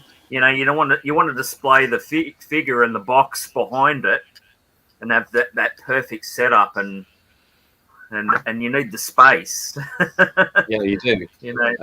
If I could, I know in the UK there are already some vintage museums that focus on vintage computers and vintage consoles and stuff like that. I already know that a few of those exist, and I would love if I could find an already established museum like that I could then introduce the toy part to it as well. So it'd be like, yes, there's a museum on 80s and 90s vintage computers, but then this museum is now even bigger because we're now encompassing 80s and 90s or 70s, whatever it might be, toys as well. So it become, so I because there's no way I could find a place of my own and set up a museum on my own. Because again, I'm working full time on my view. I wouldn't have the time to run a museum, so I really want to be able to find an existing museum that I could add this collection to, and I could curate it and I could help set it all up and display it and stuff. But the actual running of the museum hopefully will be in the hands of somebody else. I have no idea if that's a possibility, but I'm on the lookout and see if anything happens. But for me, I think it'd be quite freeing. Actually, I think it would be quite an interesting thing, because it's like with YouTube, you get to meet a load of people, right? You get to meet all these other collectors like yourselves and what have you. You get to make those relationships, and then you find actually your collection grows because of that. I think having a museum would do exactly the same thing, to be honest. No, I think it'd do well. Definitely, people would. I've spoken about it before. People said, "Oh, we'd definitely take our family to that," and things like that. But it's just that setup that's the killer. Yeah. Scotty, do you have any thoughts? Like, being at that other end, like, you've only just turned 40. Like, there's probably I don't know if there's very little thoughts about that. Like, there's a lot of time between you and you ending your collecting. Like, I don't even know if you think about things like that. Like, Oh, I mean, my approach to collecting changes and becomes more about, quality over just getting as much stuff as I can. And the hobby for me has always been about the collecting of the toys, about the hunt, not about just owning everything. Um, and I'm running out of space. So my mindset is already around. Yeah, I'm already starting to think about things I can move on. Whereas just a couple of years ago, I was like, well, no, I don't want to move anything on. I can't think about that. So I'm already like heading into 2025. I'm definitely thinking about. What have I got in this room that's taken up a large shelf that's less important to me? So Yeah. but as far as end of collecting, no, that's really not something that I'm thinking about. But certainly Yeah. making it more sustainable, making it like I don't want to find myself I don't want to find myself overwhelmed, not wanting to then come in here, or you know what I mean. So for me, it's just about finding that balance where it stays sustainable and it's like a healthy hobby, not just sort of hoarding or something that Yeah. controls me. So I think about these things, but not so much in the context of end of collecting, but more so, how do I take stock and make sure that I'm collecting and it's an intentional process and not a compulsive process. Yeah, fair play. Yeah, it's good Yeah, way of good saying answer. it. Yeah. Yeah. Well, I think that's where I've kind of got to a little bit at the moment, because it's just like you say, Dave. It's just there's no more room in here. I've put in a new glass shelf, like cabinet, and that's freed up a little bit of space on the shelves. So now my biggest problem at the moment is like, what do I fill those shelves with? But then it's also made me also look at things like what isn't as important anymore. And so I have been moving on a few items that aren't that important, and have just stayed stagnant, like in storage. And they're just, I go, what have I got this for? So you're moving it on. But yeah, I was saying to Luke, I think the other day or the other week, like I'm finding it hard to get down on my knees because my knees are screwed. So then you're down on the knees trying to fix some bottom shelf, and you just find yourself, gee, I'm struggling to get up here with these bad knees. So like, imagine that I'm in my 50s. So imagine if you've got this collection in your 70s, and you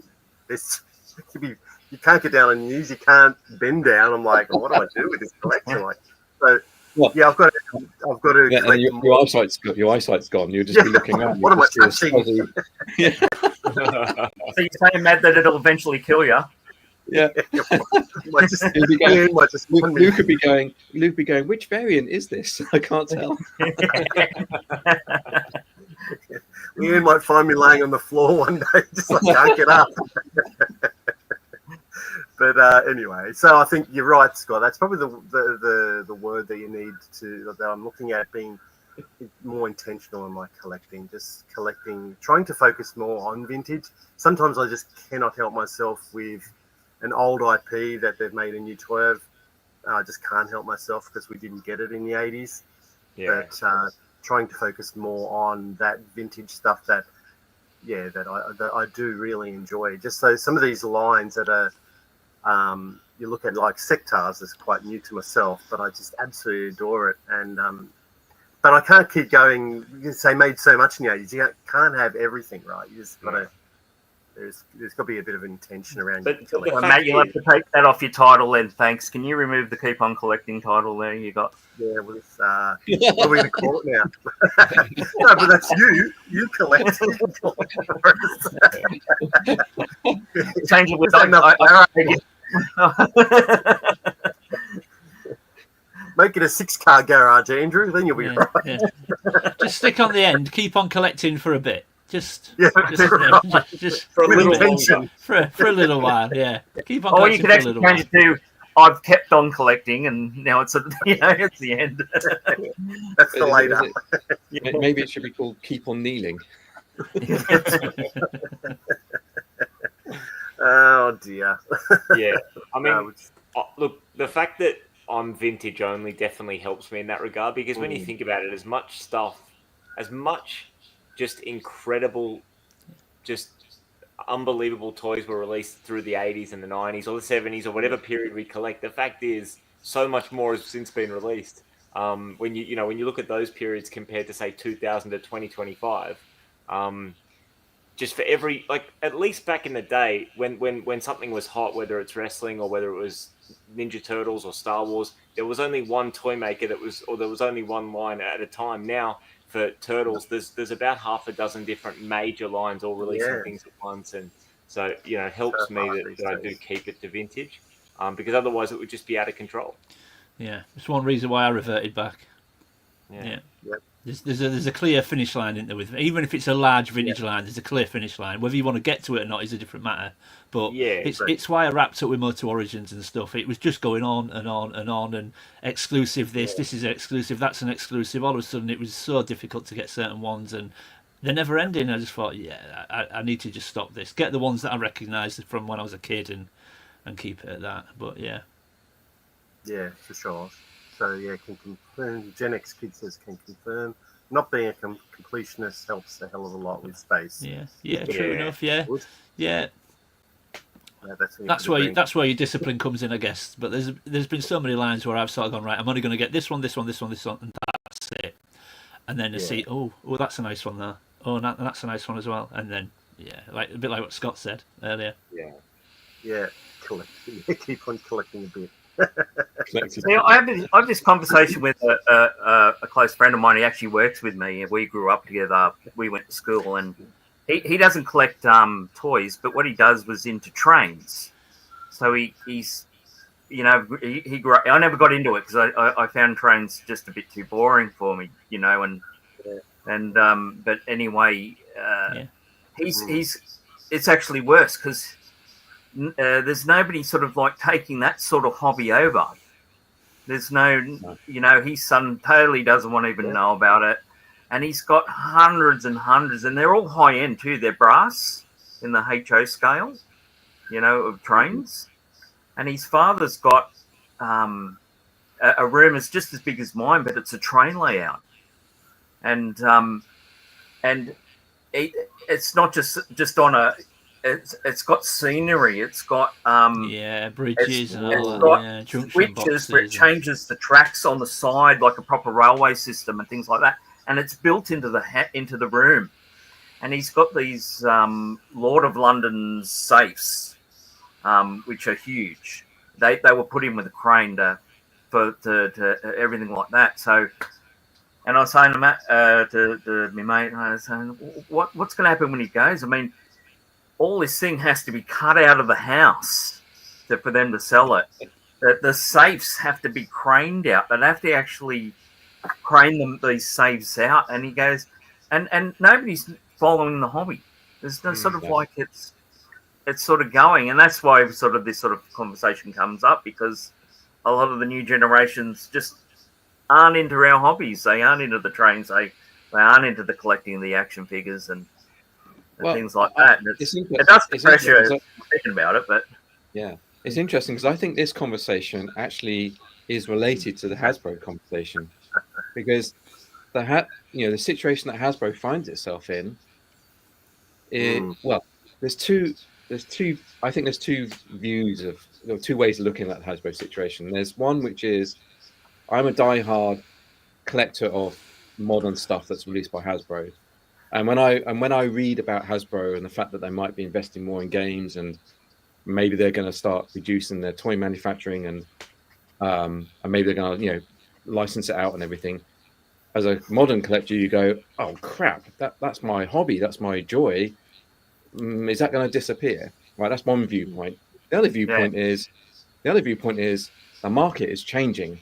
I mean, it happens in all markets, right? Markets that seem to have been established for years ultimately at some point change.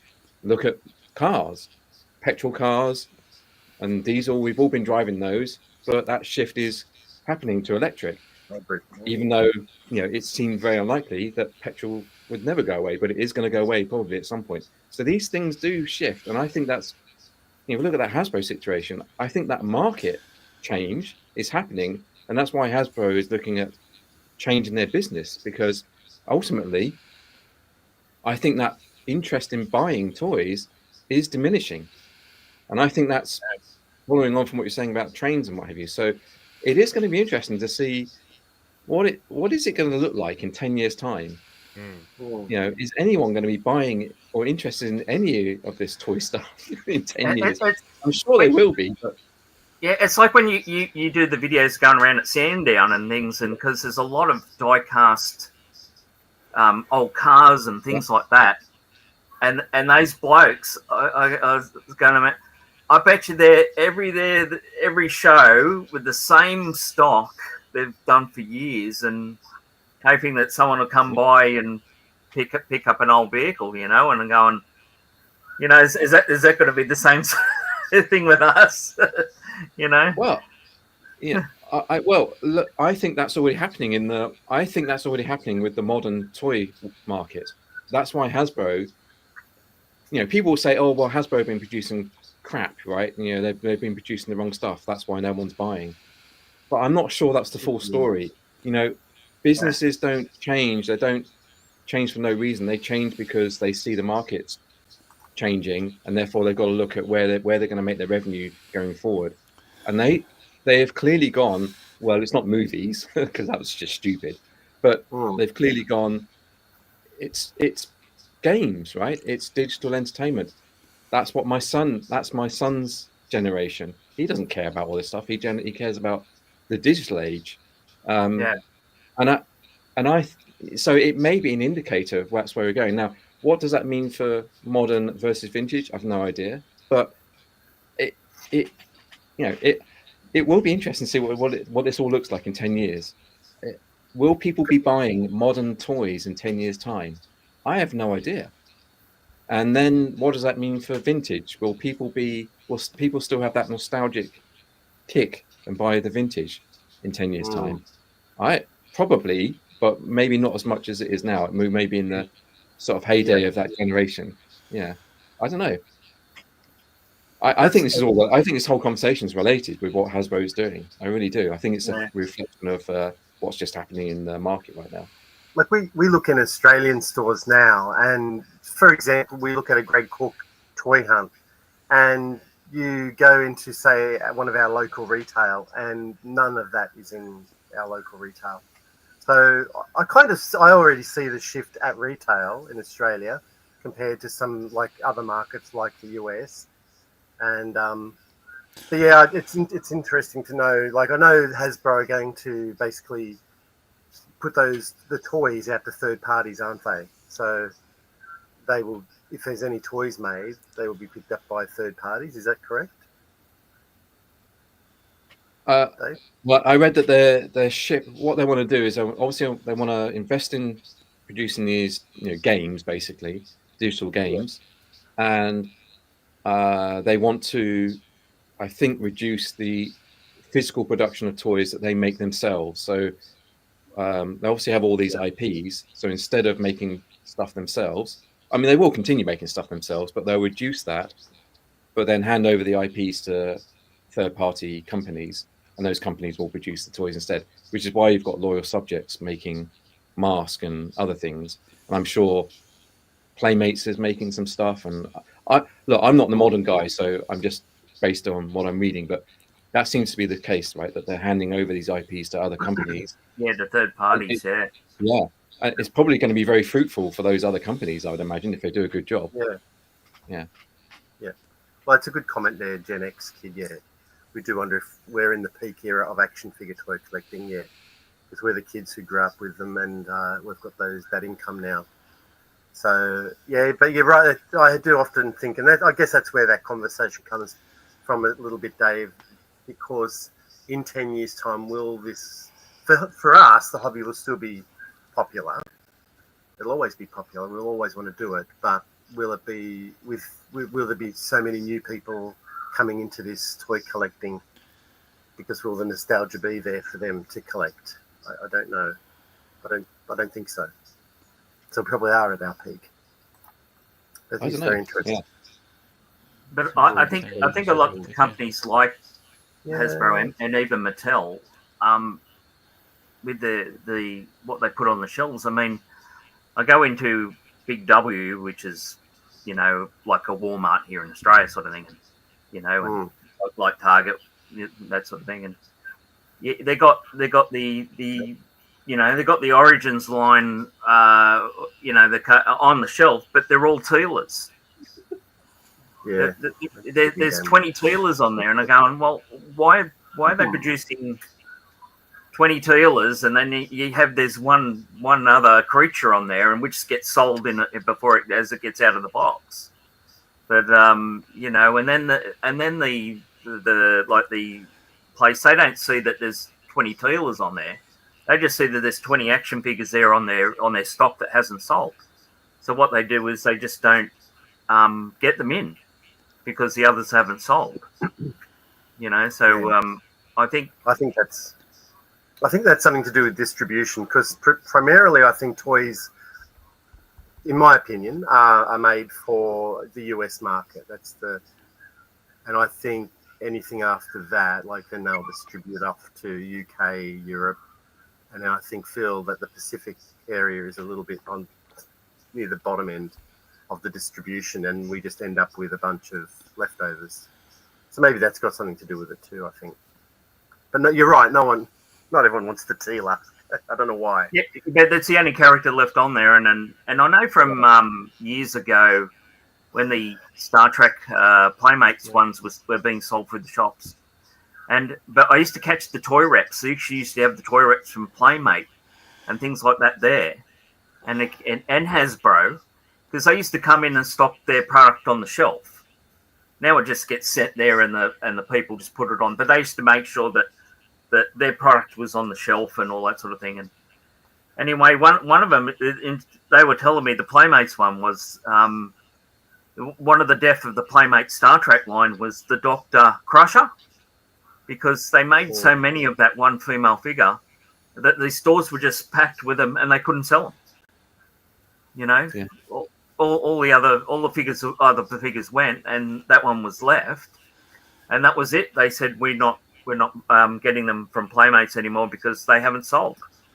And I think that's the decision on how many figures of one figure of that they put in a box is ridiculous. They got like so many of one figure and not enough of the actual line. And you look on the back and go, well, where's all the others? And they've only got this figure on there. For some reason, they want to make 1,000 of that figure. So Crackle says that, say the probable eventual lack of interest means our collections lose 90% of their value. Would you sell early to avoid loss, or does the fun value to yourself make it? Yeah, it's just, to me, I've never collected for value, so no, correct. Yeah, also, we don't know. We don't. It's a crystal ball, isn't it? You don't know that it's going to lose. That who knows, right? Who knows? It's so yeah. You just have to play it by ear and see. If you're worried about the value, then you have to play it by ear and see what happens. But I think a lot of us collect for the fun of it, right? Correct. Yeah. My brother made a comment to me the other day, and he said, like we're talking about, setting ourselves up for the future. He goes, you've already started with your toy collection. Like, that's a great investment. But I said to him, but I didn't do it for that, Andy. Like, this toy collection is purely based on what we used to play with as kids. It's just nostalgia, and then it's kind of grown into some beast. But I don't look at a value on it. So he's like, okay, yeah, true.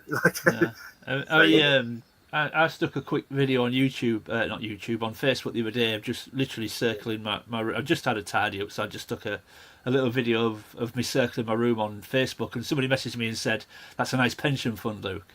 I was like, at no point do I look at it as a bit of a nest egg, or I never really think about the value of it, or but yeah, that's interesting how some people just see what it's potentially worth and what I see when I look at it. I collect the figures because I like the figures. That's what I had when I was a kid, and I just want them again.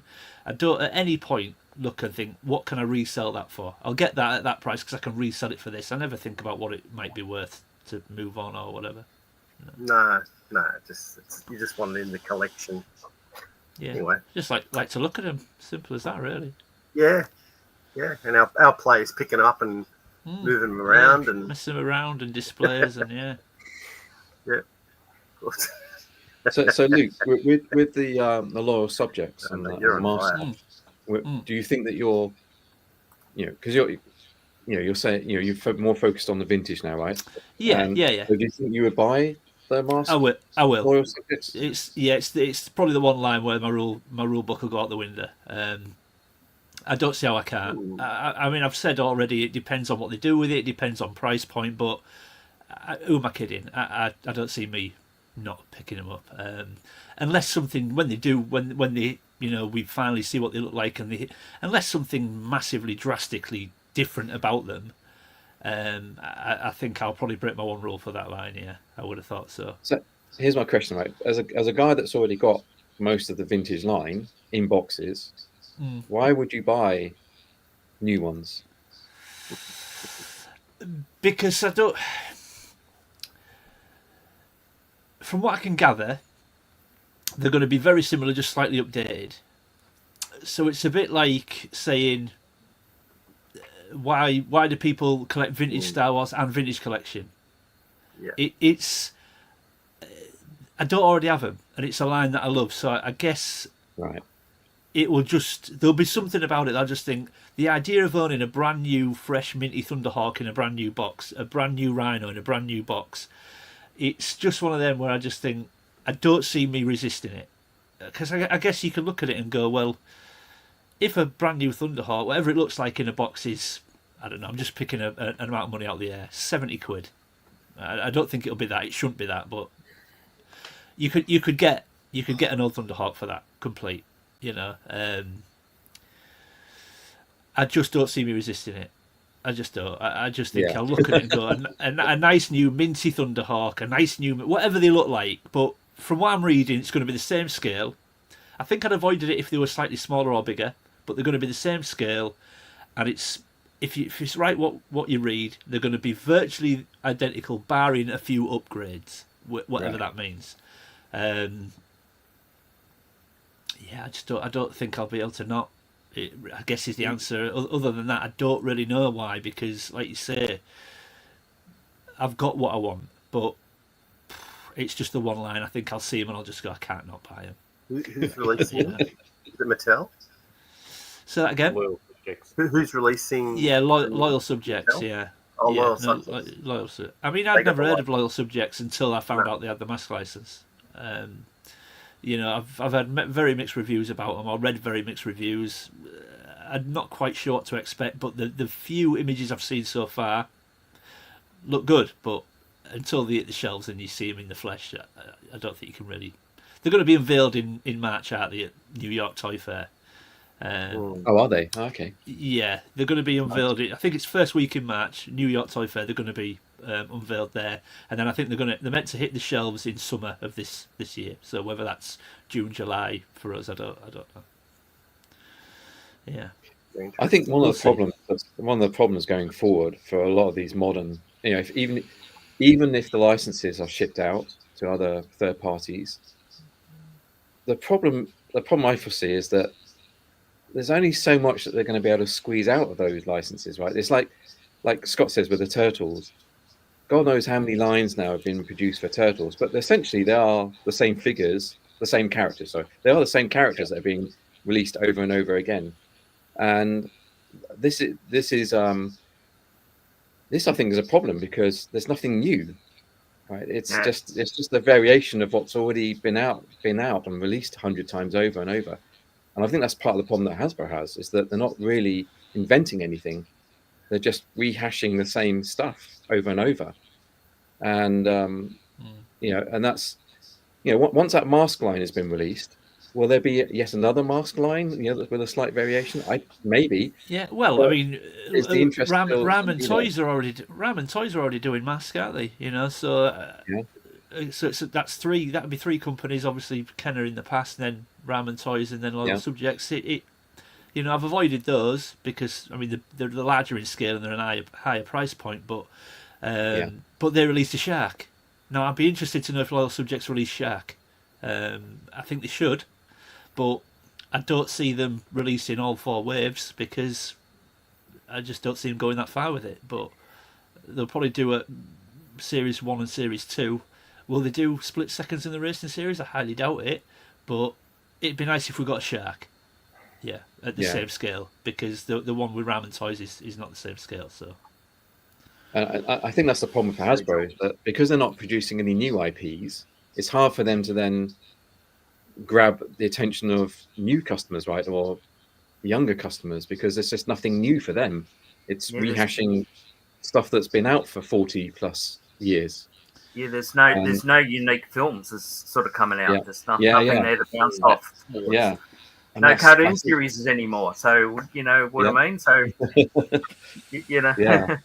yeah, So I think there's that is probably a still problem. quite a lot of pressure on Star Wars still as a line. Isn't there? There's still a lot of pressure on Star Wars as a line that because that's obviously still going, and new younger people and younger fans are going to be invested in Star Wars still. But anything after that, yeah, you do look at and go, why would anyone after us collect it? Yeah.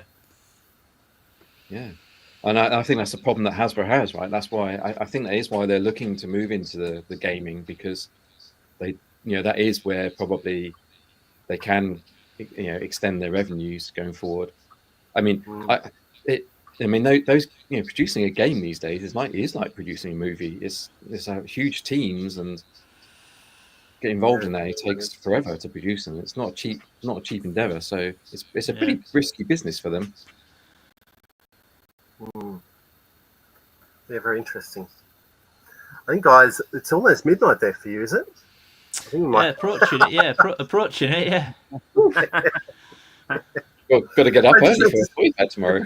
Yeah, no, like it's flown by. I just can't believe that it's just been going this long, like over 2 hours. It's incredible. Dude, how about we'll whip around the room, see what's coming out for each of us, and we'll just say farewell to everyone. But like just things like variants and just what we've been talking about. You can talk for hours about it. Especially with your mates, right? You can just keep going. Yeah, it's an interesting topic without a doubt. Yeah, for sure. Yeah. Scotty, we'll go to you first, my friend. What's anything coming up on the Scott Crusher channel? Well, I dropped something last night. I dropped a TMNT pickups video. Yeah. Did you? Yeah. I missed that one. Yeah, so I'll give that a cheap plug. If you give me the opportunity to do so. But most importantly, or sort of top of my agenda at the moment is I'm off to Melbourne next weekend. So I'm off to Melbourne with Dean from Totally Taylor Retro Hunters and his dad Stan. We've got 3 days down in Melbourne, so we'll be hitting all the major shops there. Like Melbourne has a couple of really quality vintage toy stores in Lobo's Collectibles that Dave mentioned earlier. Also Aaron's Collectibles, a smaller but still very, very cool store.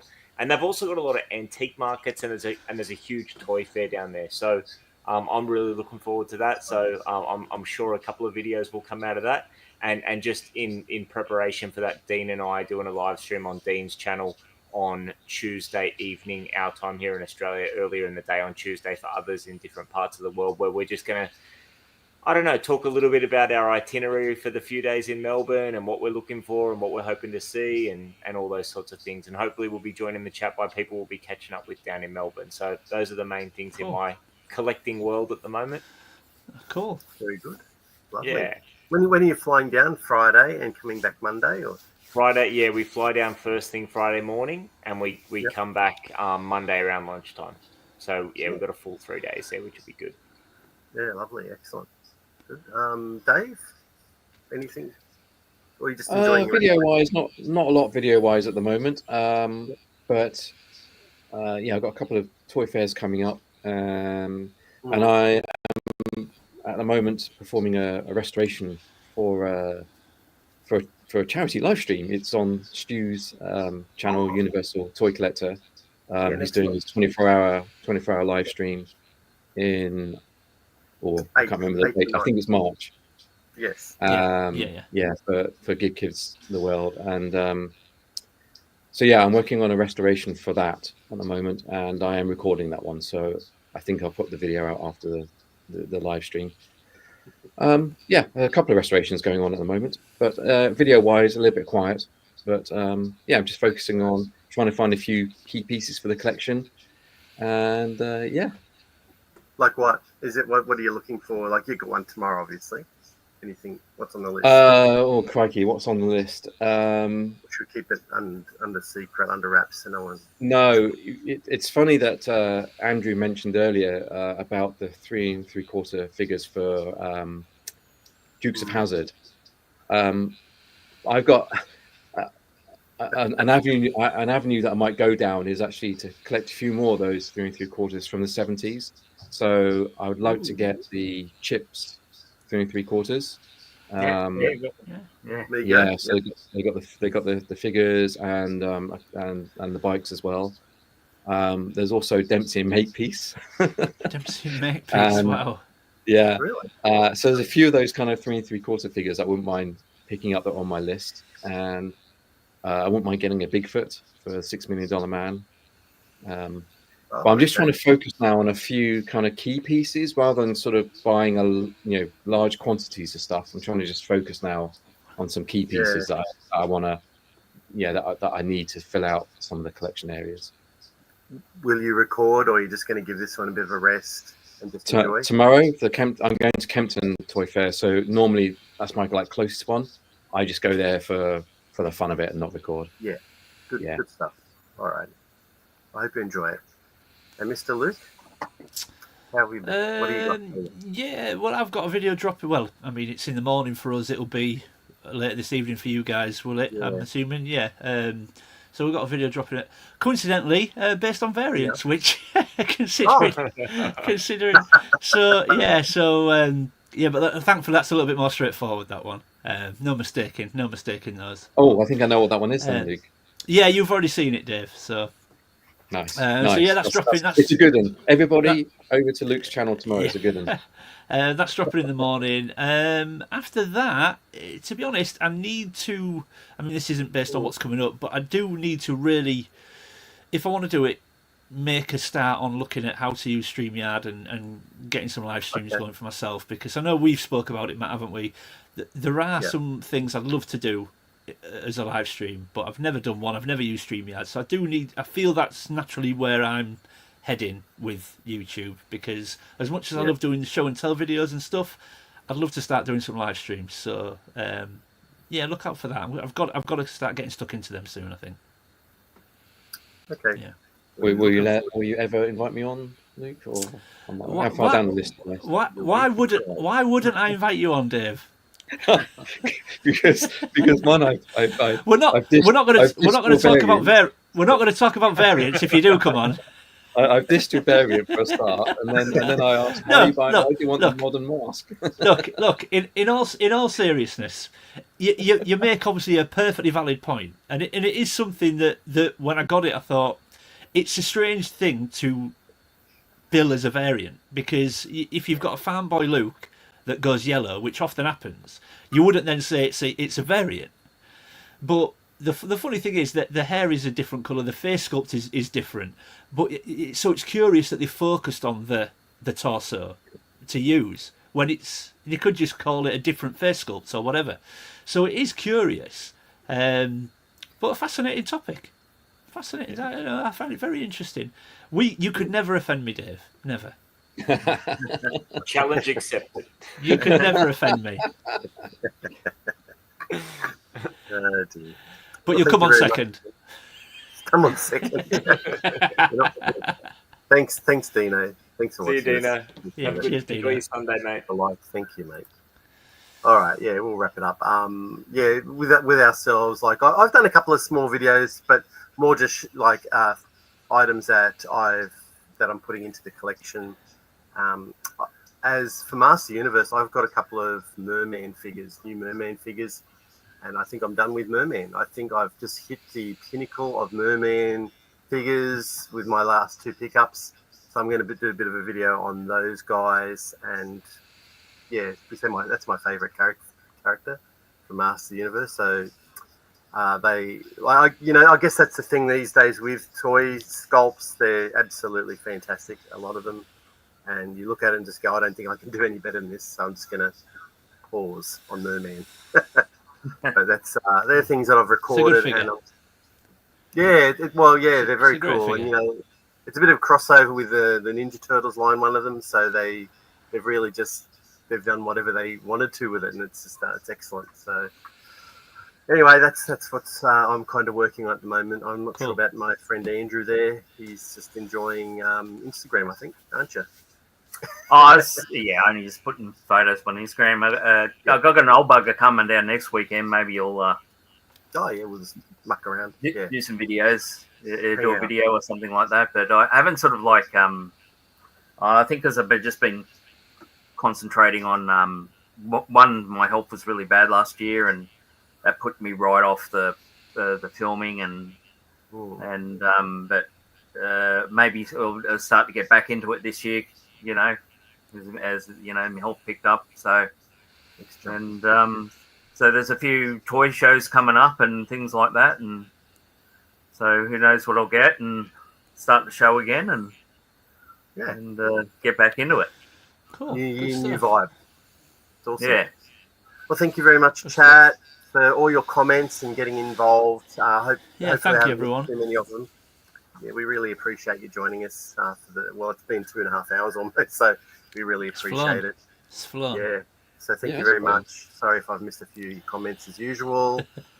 Just looking at the last one. Sorry. Thank you very much, gentlemen, for all joining us and joining Andrew and I, Scotty, Luke, and Dave. Thank you very much. Thanks for having us, boys. Enjoyed it. Enjoyed it as always. Thank you, everybody. Absolutely. Thank you. We'll say farewell. All right.